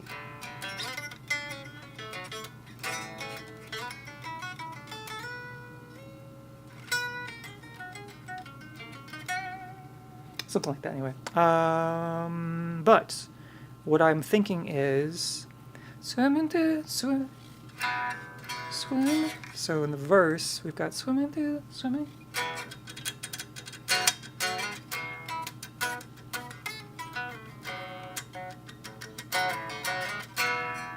Swimming through the light, do do do do do do do do do do do. Swimming through the lights of waters deep, swimming through the lights of waters deep. There's a moment, there's a mo da da da da da da da da da.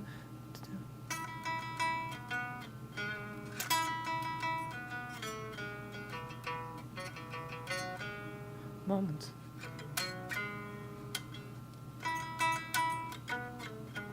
So we're going to try and play off that during the B section. So now that we're here, we're going to be in a different key.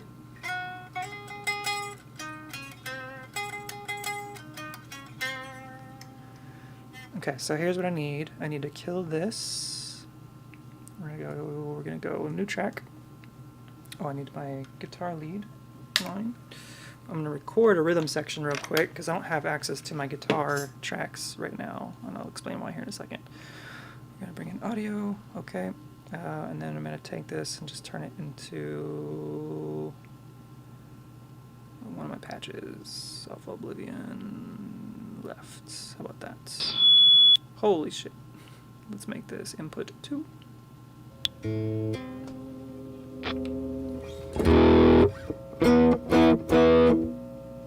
Oh, and I'm getting a buzz because I'm on my it's my P90s.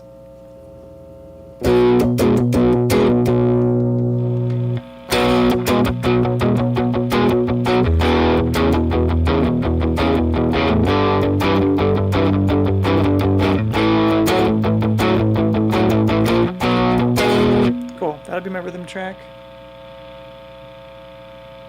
See if I can find a spot where my P90s aren't quite as obnoxious. Over here, maybe. That's better. Crazy. So you get to kind of watch me play. It won't matter once it's all mixed in together.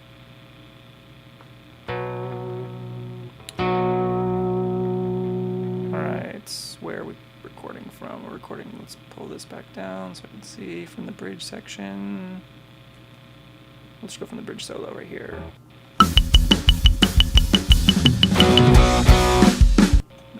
It starts a little later than I would have liked. Is this cool? Yeah.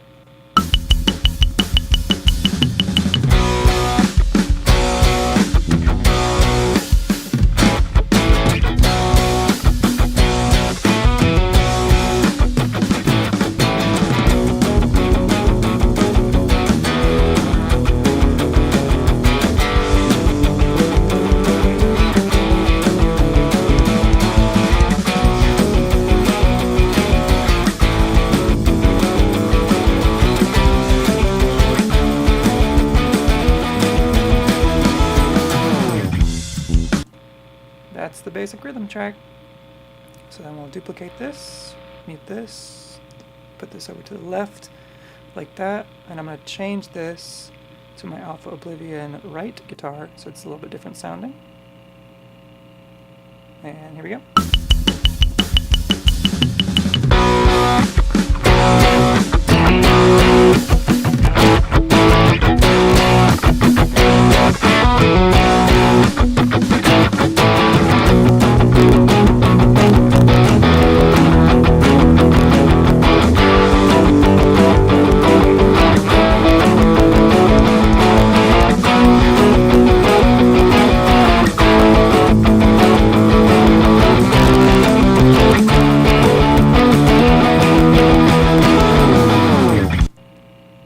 Cool, we'll bring both of these down quite a bit because we are clipping like crazy on my headphones. Sorry about that.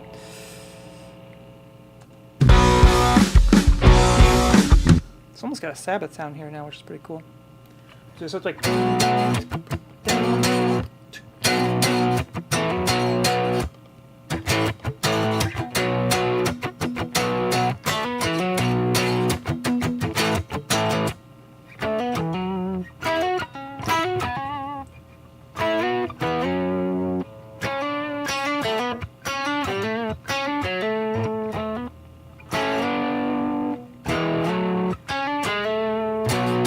Let's try that.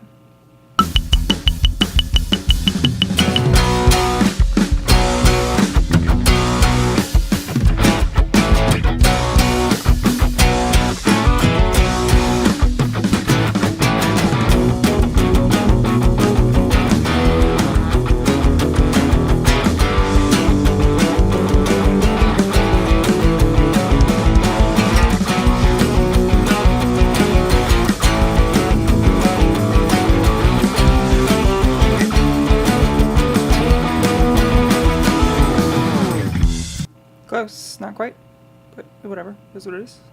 One more time. Actually, I need to start this back just a little bit more because I know I'm clipping that out. So I'm just going to get rid of this track entirely and start it from back here so that way I'm not, gosh, come on. Start from here so I'm not clipping it out.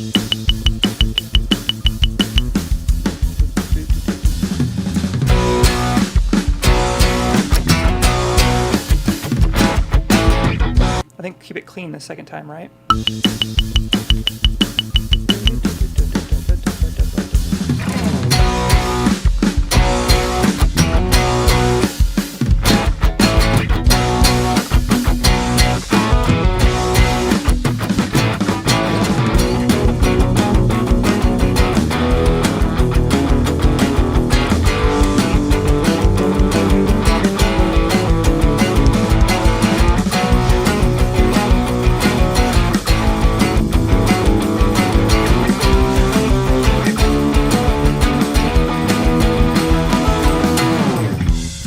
close, not quite.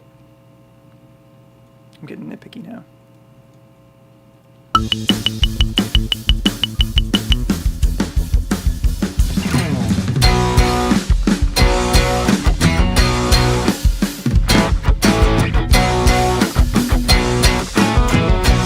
Oh, come on.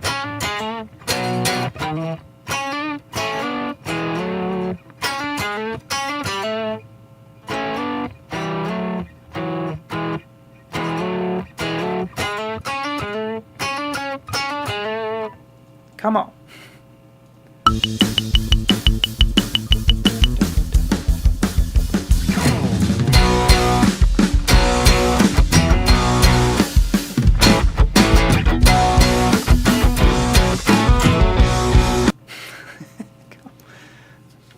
It's the way I'm holding the guitar right now. It's really throwing me off. Also, I'm using this dinky little pick. Let me switch to my regular.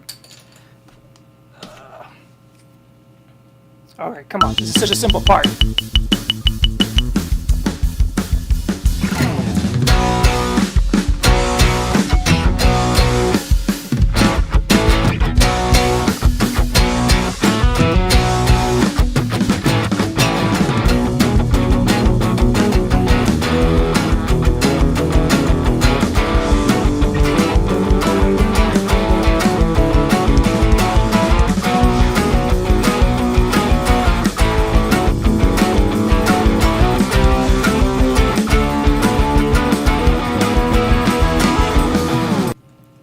I think I like the double of the high, basically one guitar going up high, one going low. Could be wrong, but this section needs some baritone. Negative. Maybe, I don't know. Kill this one. Redo this one though.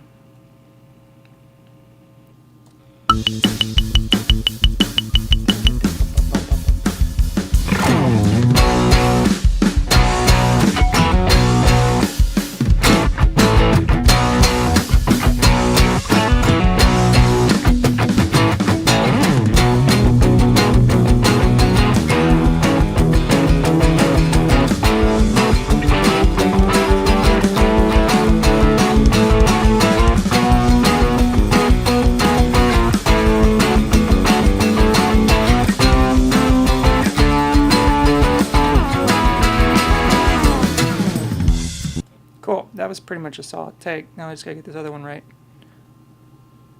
There we go.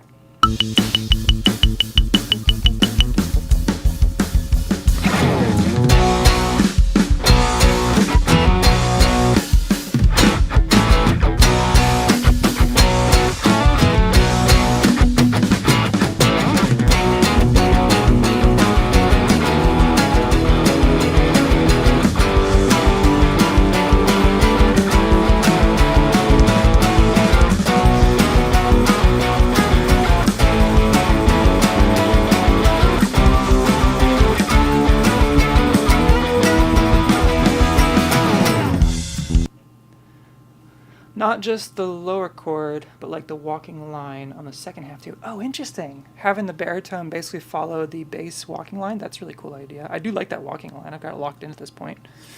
I cannot get this like other guitar right.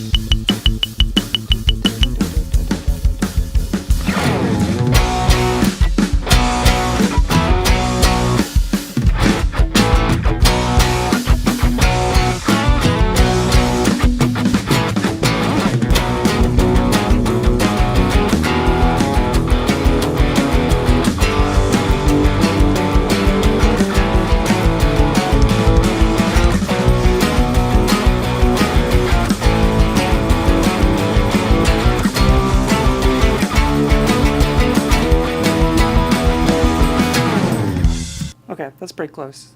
I've messed up one part too, whatever, maybe the lead run, but I've got enough there to work with. Is this too loud?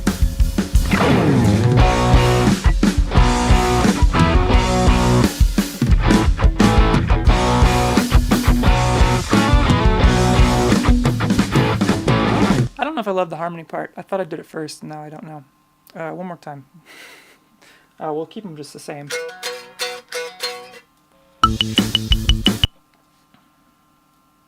Just the first part.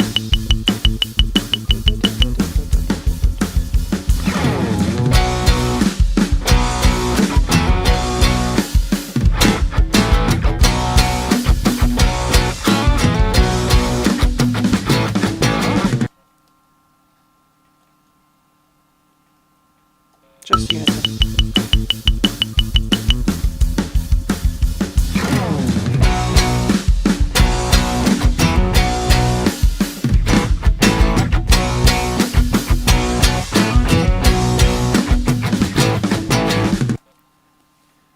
Cool. That should be fine like that. Maybe like this. So it blends into the other and like this. Oh, it's fine. Really?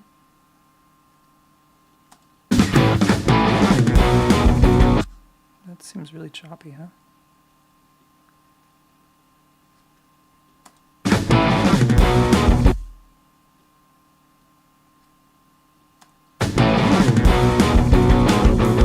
Hmm.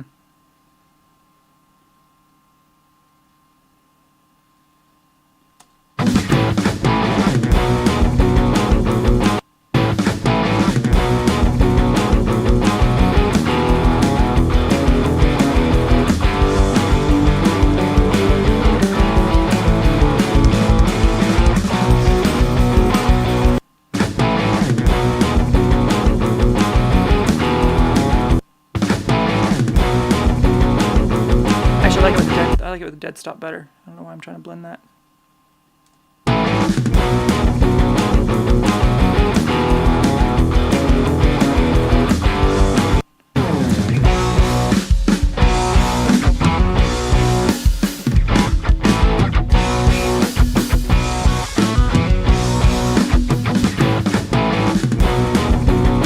So then the other, so.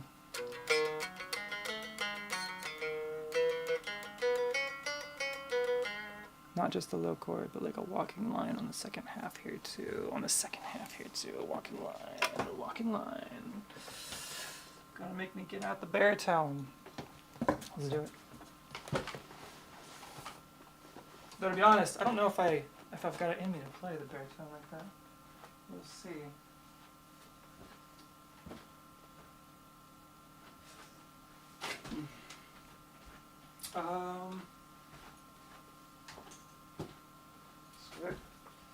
Let's go old school. Oh no, that's dead. Okay. Okay, I have bad string on my high baritone, so gotta go with one of the ones I'm trying to sell.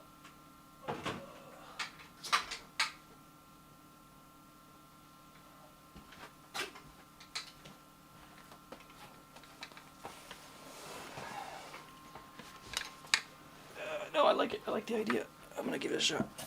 Okay, so.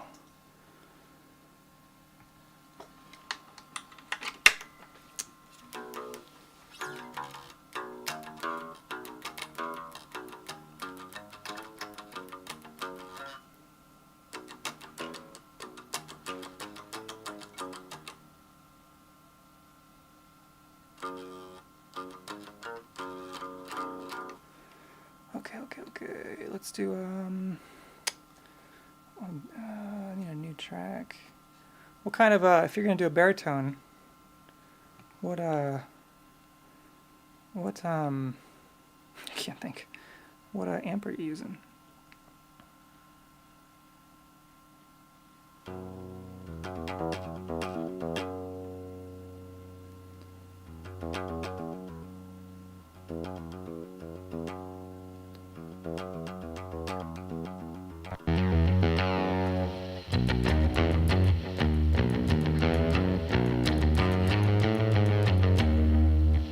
a surf tone. That's not the tone I was looking for. Blues Deluxe reissue. Okay. I don't know if I have that exactly, but we can get close probably. Let's lose the noise gate. Let's lose the pedal board. Let's just start with the amp. A Blues Deluxe reissue. I think. So this is the black panel. Summer panel. Mini tweed. Orange tweed. Small tweed combo. I think it's the small tweed combo. I could be wrong.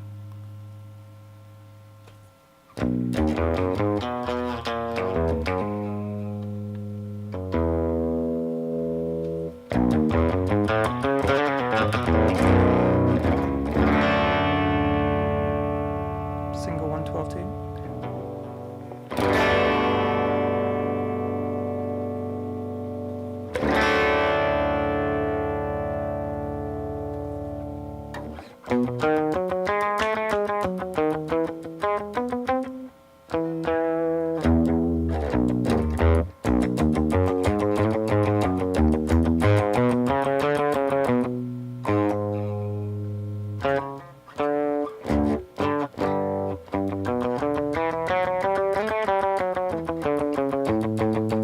That's it. That's the line. Cool. I didn't think I'd be able to learn it that fast. What? That's what I like anyway. You always have great sounding hands. Is this close? It's kind of what I went for. Was a single like a. That's. Is that? This is.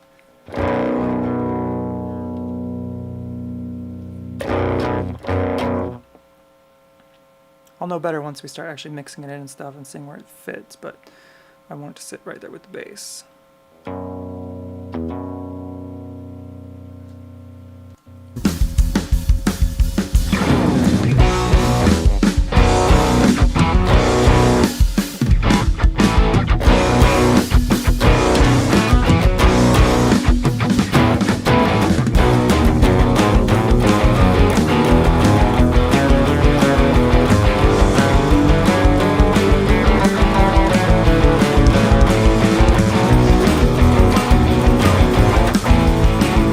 So I have to go.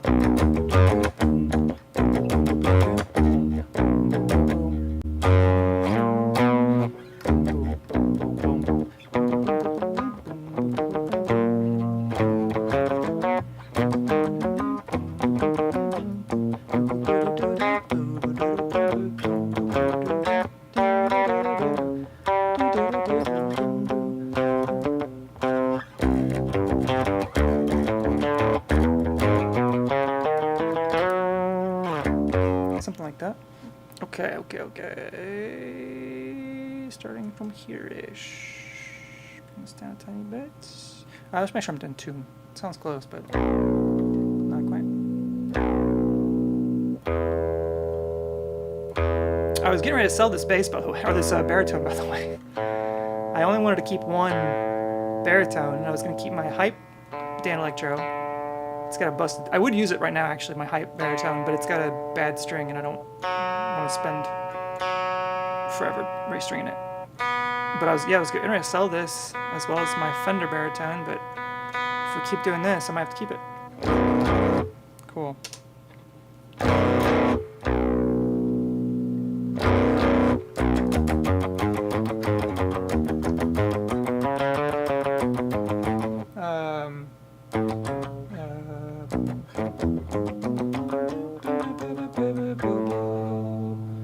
G.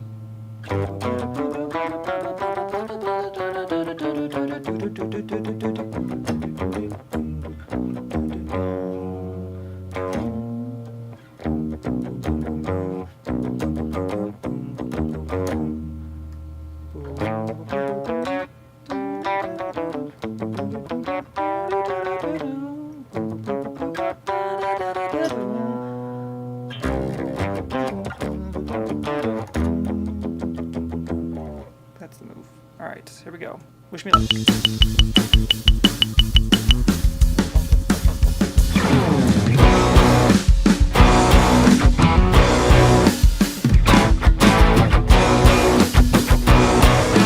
Why does it feel like it's out of tune already? You know, I did. I don't know if did we tune the Les Paul?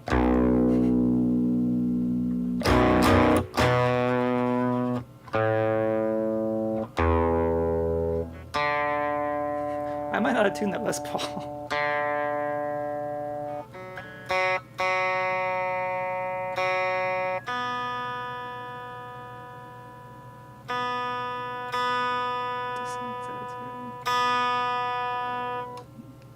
I think my Les Paul is out of tune. No, you did not tune Les Paul. Yeah. You know.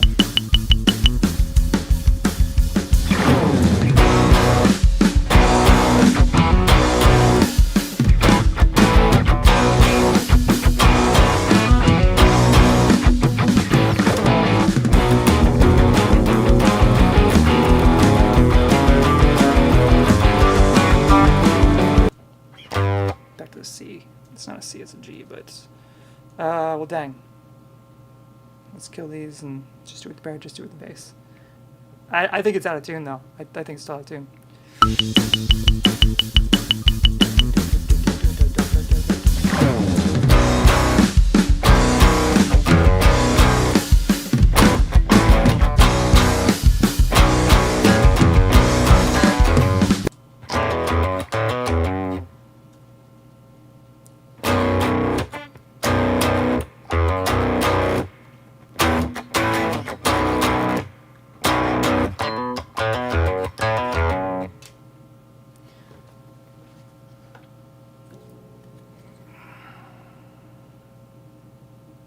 Clayton. Always Clayton with the baritone.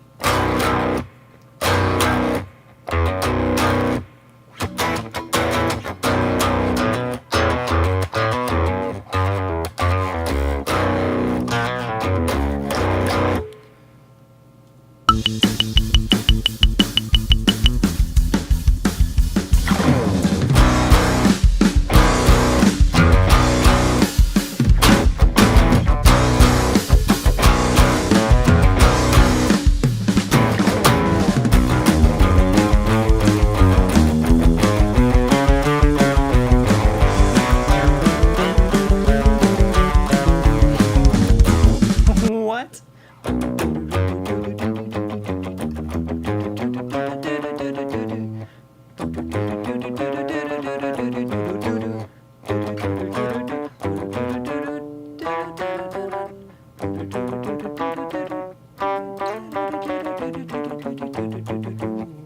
Let's just start from that part.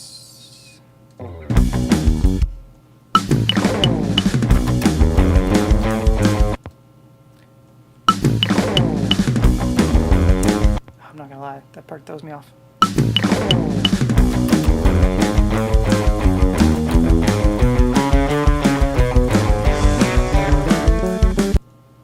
Am I...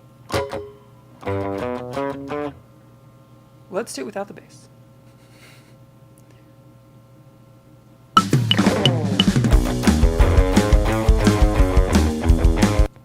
Oh, well that's probably part of the problem. I've been recording this on the wrong track. Okay. I do that all the time.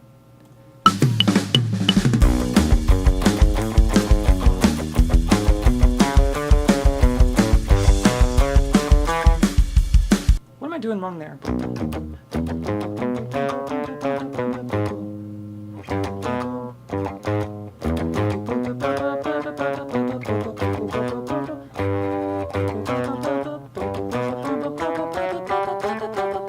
That's the one.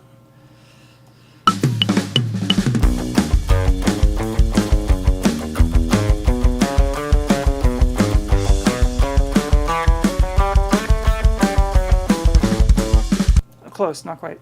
The fingering's differently changed. The fingers, where the positioning is messing me up because it's a lot more open strings than like when I'm doing it on the bass. But it's fine. We'll get there.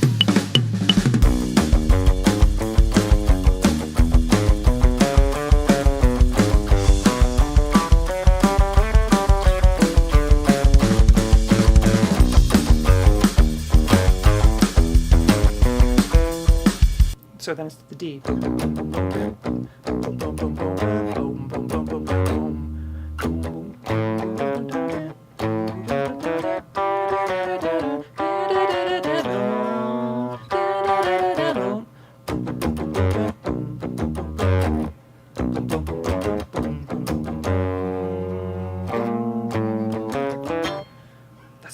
thing.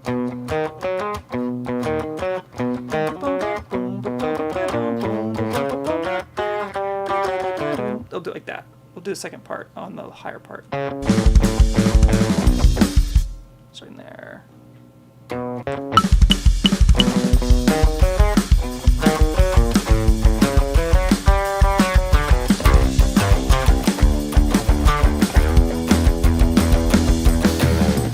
don't know about doing the chuggers there. Maybe just hold it out at the end. Okay, here we go.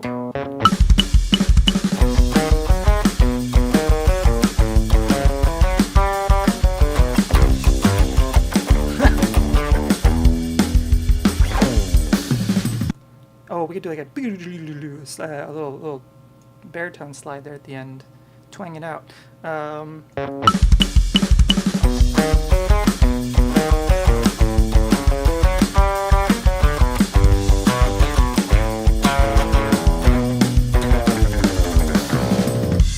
Something like that.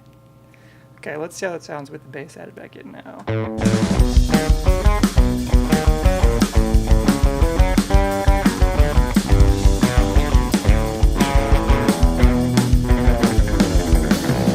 What does the bass do there at the end? It's super dumb. Just jamming basically. Maybe we'll just do a chord.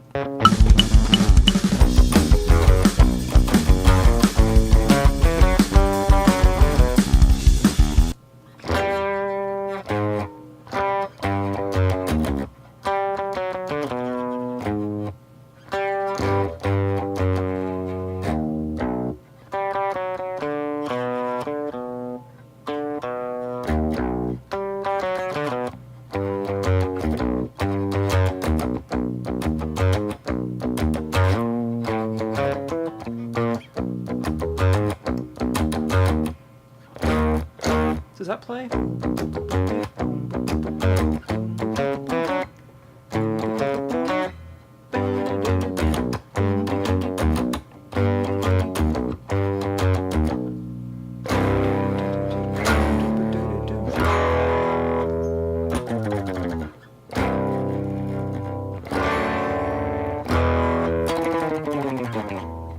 You could have the bass descend there too, like a joint transition cue. Yeah, that's probably way better than what I'm doing right now, because right now what I did there in the original was dumb.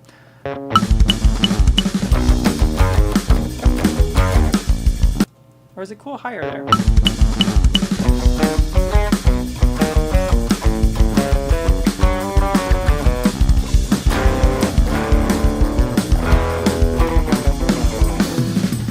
I forgot it changes back to the E there.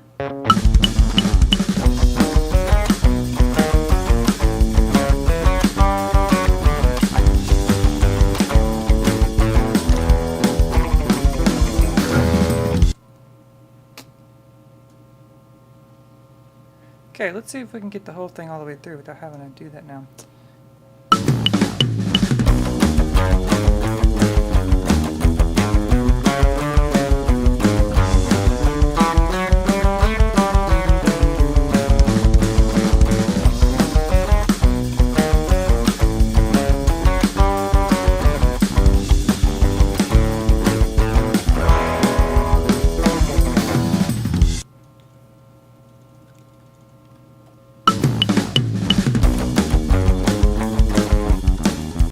Tune again.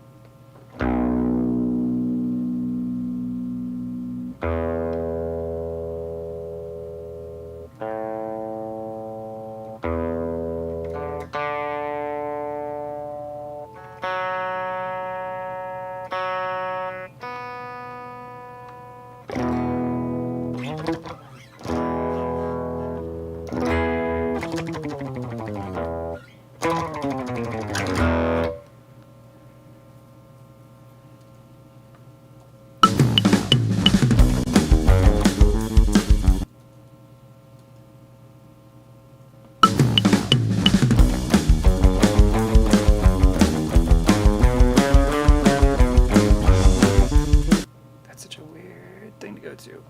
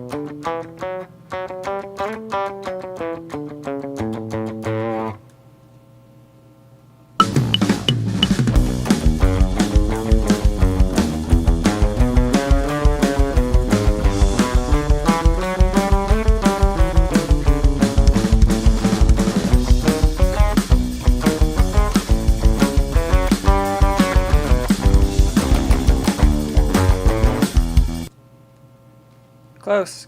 Close, close, close, close, close.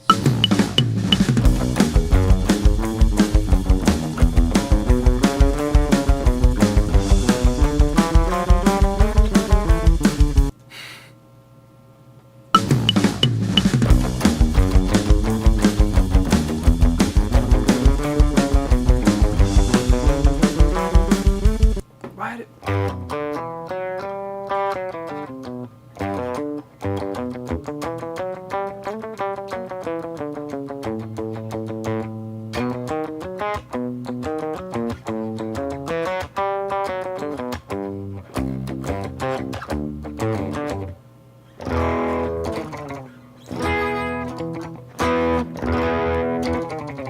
Maybe those...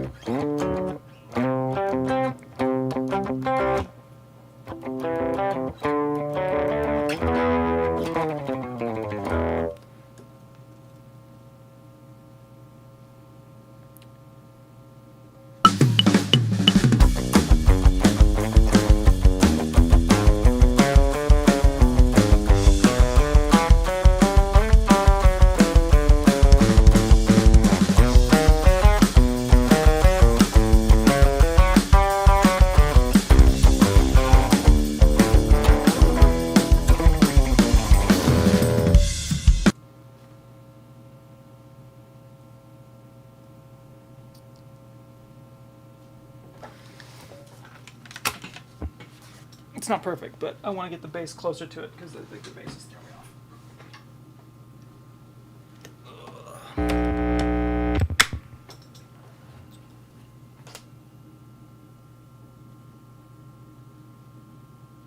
Record. Bring this up. Let's see how these.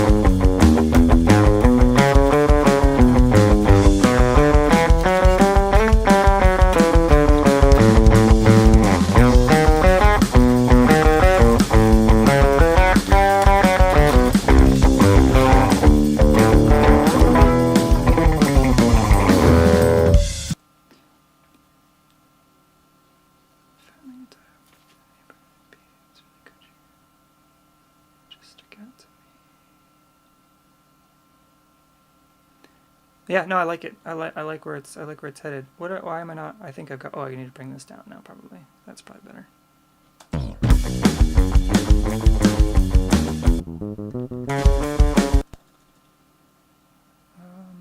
Did this. Bring this up quite a bit. Oh man, I'm gonna fuck that up if I do that. I had my mix well before. That's fine. Starting here.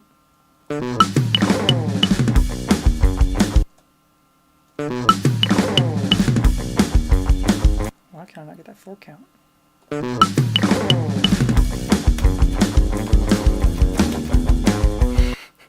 that was an A. Go back to like this. Cool. Starting here. Man, why is that transition so weird with the drums? Give me just a full click.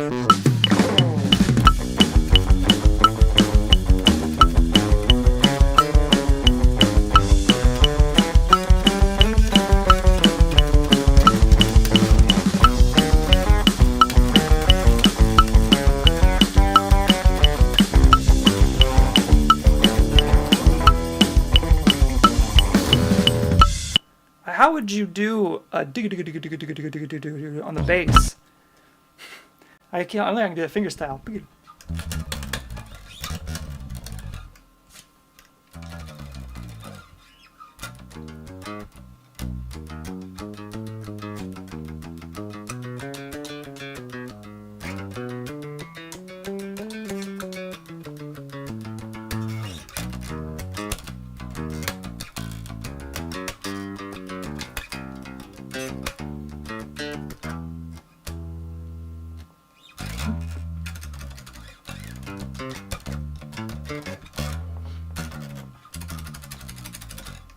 Oh, just do a slide. Okay, cool. I'll do a slide because I'm trying not to use a pick on this song. Not that it like super matters, but I just felt like it was a sound to me.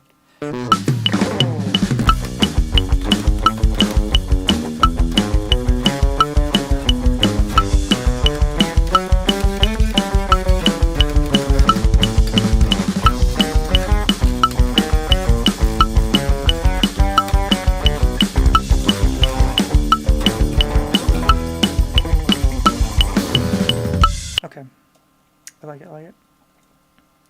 I just wish I could hear my bass a little better. But I don't want to turn this up because it's going to throw me off. And I don't want to turn this up because it's going to throw me off because I've already mixed this. What is it at? It's at 14.6, minus 14.6. Alright, let's try again. Okay. Let's do this. Starting here. God, that count in sucks. 1, 2, 3, 4, 2. Do you hear that? It's not counting in 4.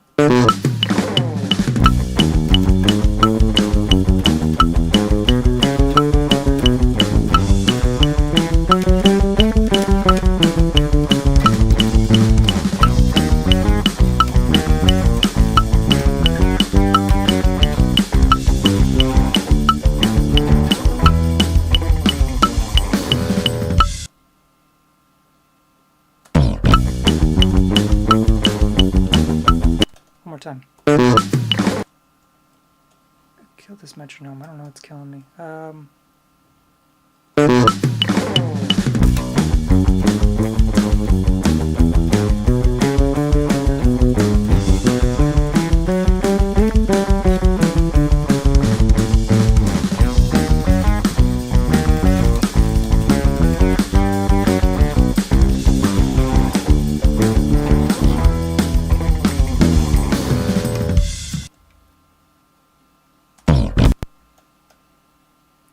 Alright. Okay, it's back to 14.6-ish. Cool.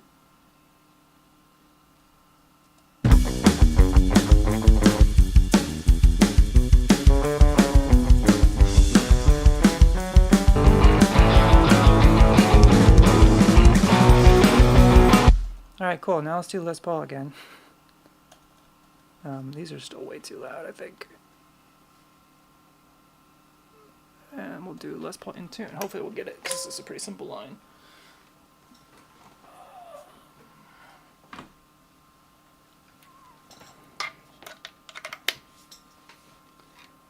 And I'll just make sure that we're in tune this time. Mute this one. Crazy. Nope. Love that.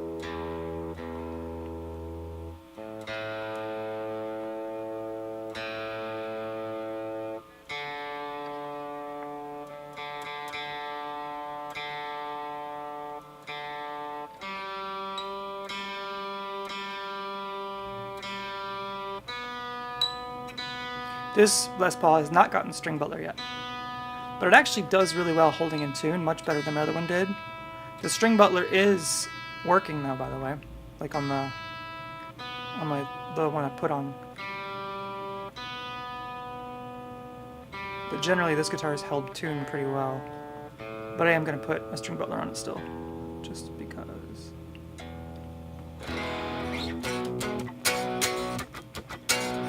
All right, cool. Okay, what pick did I use for this? I used this, I think, yeah. So for the guitar strumming, I don't use a pick all the time, but I don't use the Clayton. I use these Fender Mediums. That's the main strumming, or I guess that's my main guitar pick I use for everything now. Every once in a while, I'll use the tiny little Dunlop dudes, but very rarely. And most of the time I don't use a pick at all, but this section would be better with it. Okay, here we go.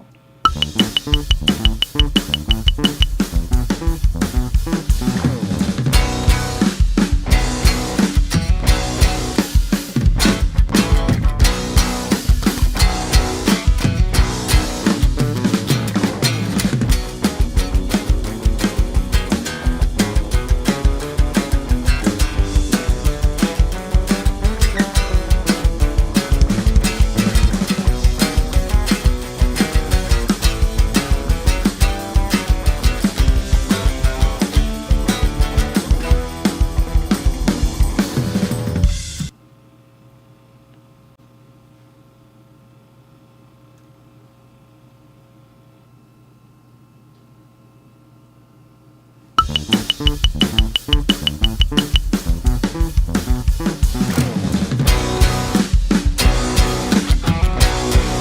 I forgot my Donna.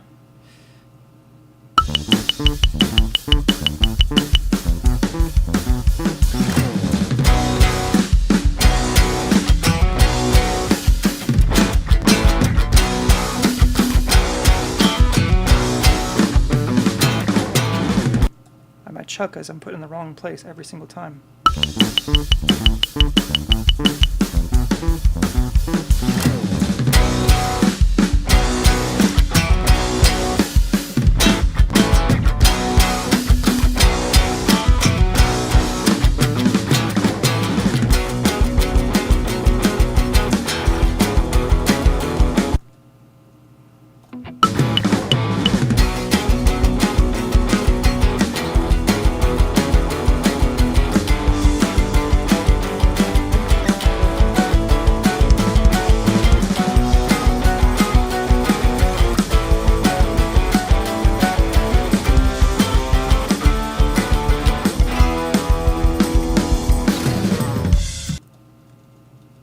Now I messed up the other one, but that should be close on the first one.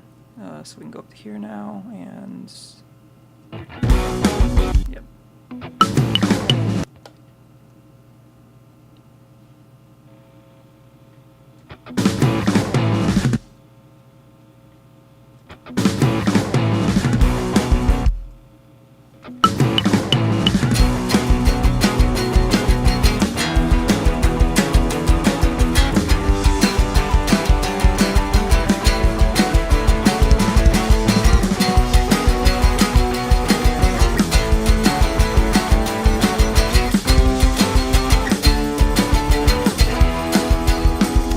End it. Just end it, Jack. Just gotta end it.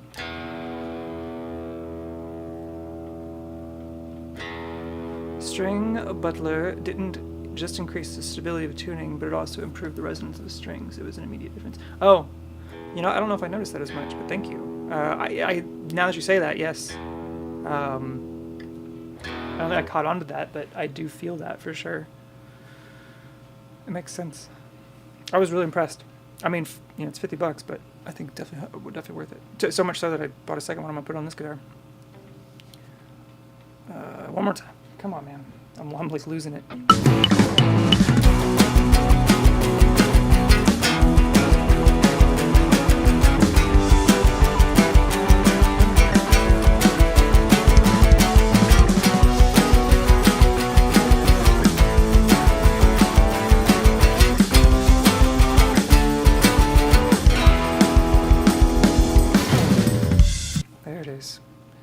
Sweet. In tune. I need a little slide at the very beginning of this one.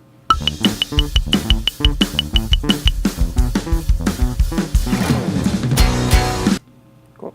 That's all I needed.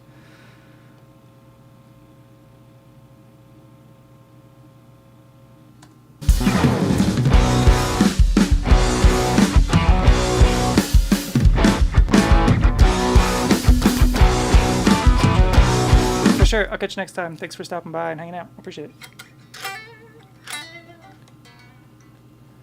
Okay, up next is guitar solo time.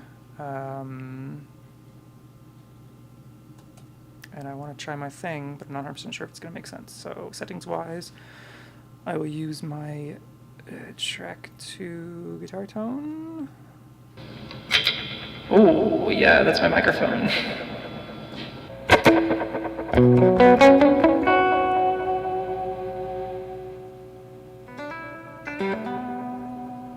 this on, go to treble mode like that, fuzz down.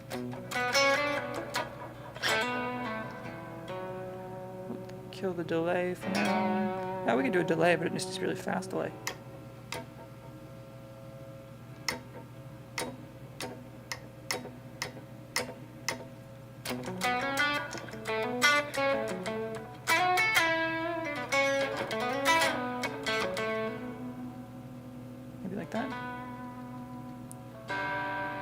And then on the amp, I want to bring this up to about 6.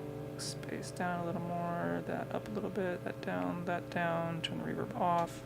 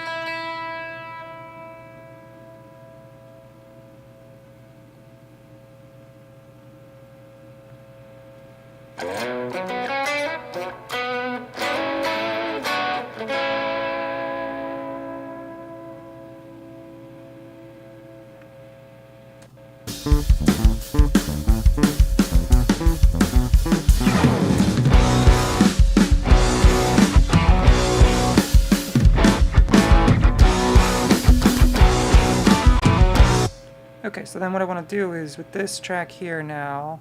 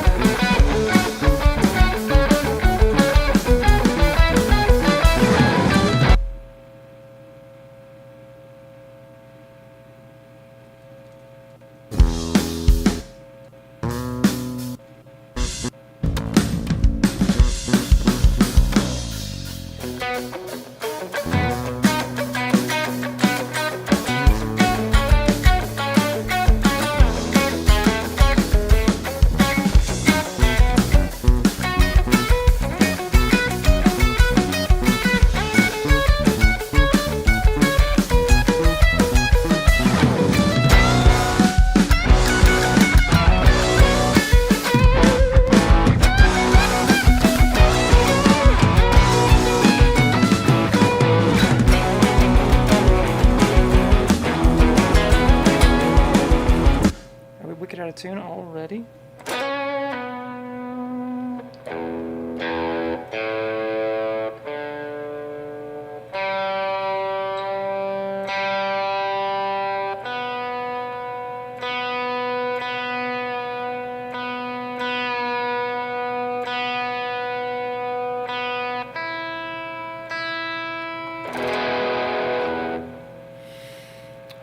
Okay, I gotta do this. Spring guitar over here.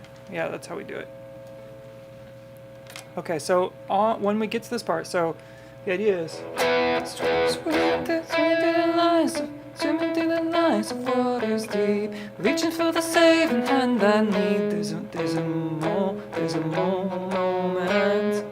moment of clarity. Moments of clarity.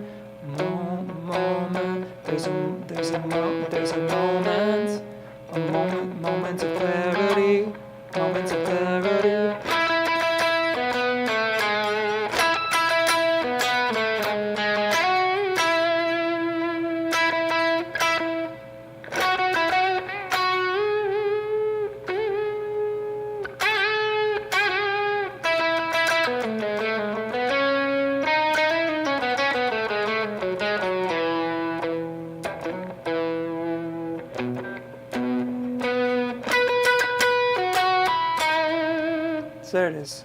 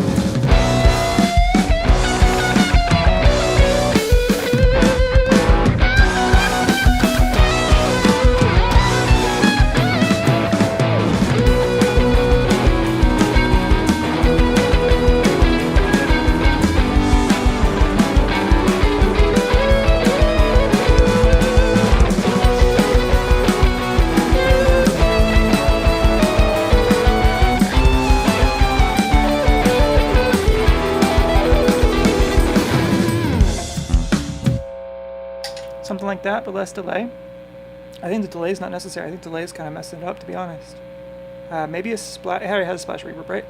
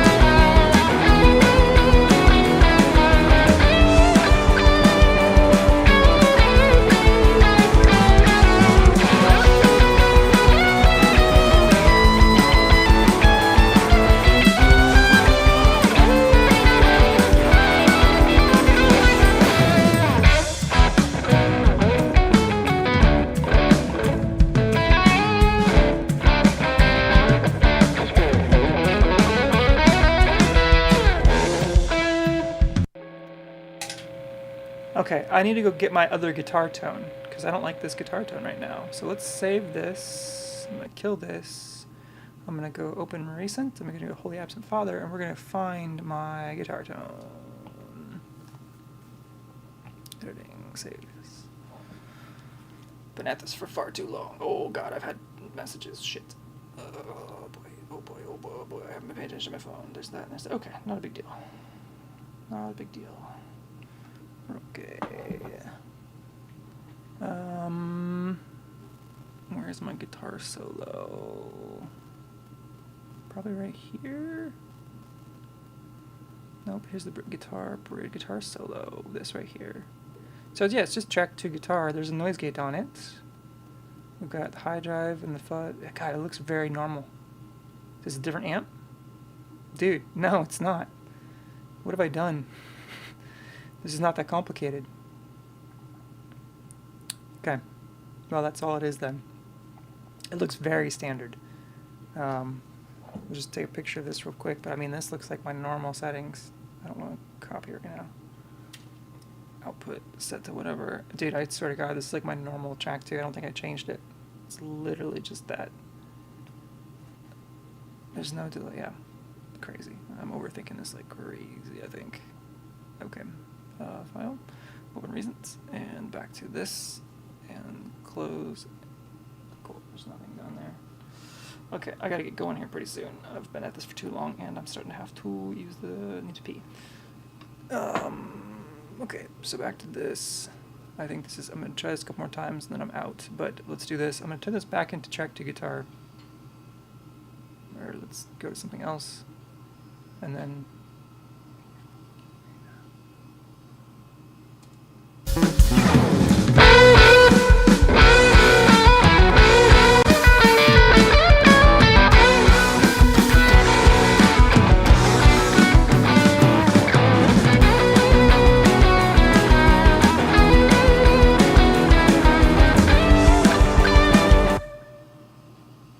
I like the concept of this better.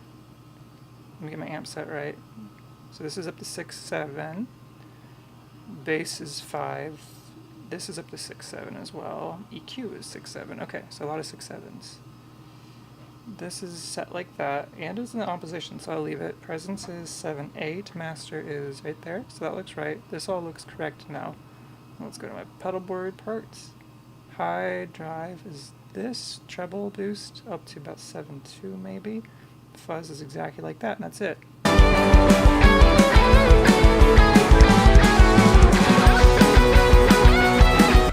Cool. This should be better. Oh, do I still have... Am I hearing delay on this? I mean, sorry. Yeah, probably. And I doubt that's on there. Yeah, kill that. Cool. Okay, that should do it. Okay, I'll do a couple more takes, and then I gotta get out of here.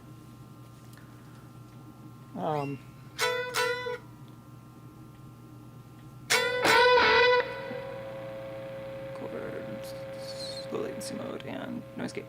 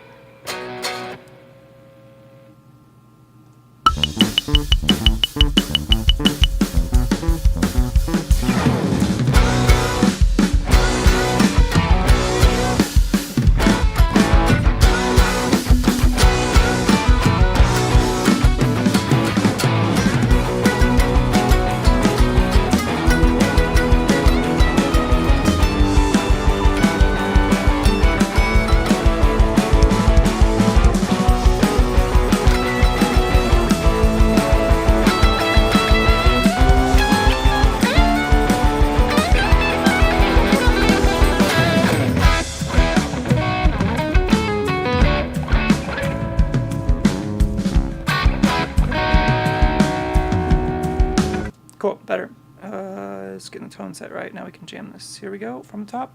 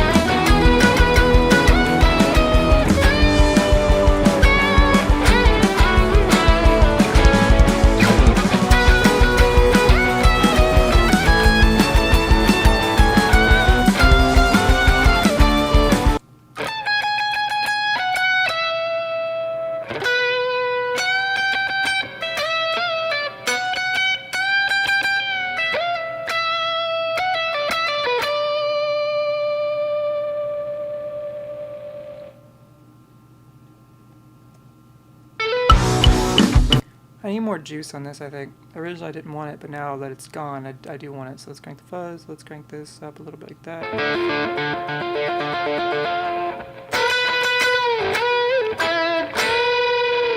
Actually, almost what I want is,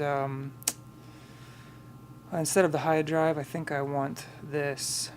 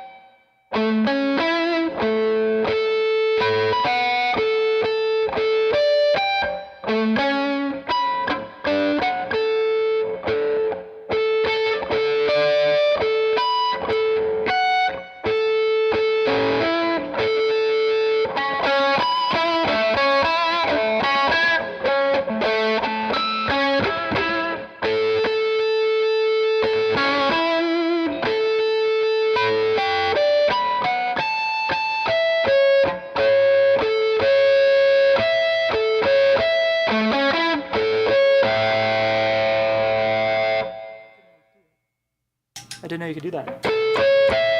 That's fun.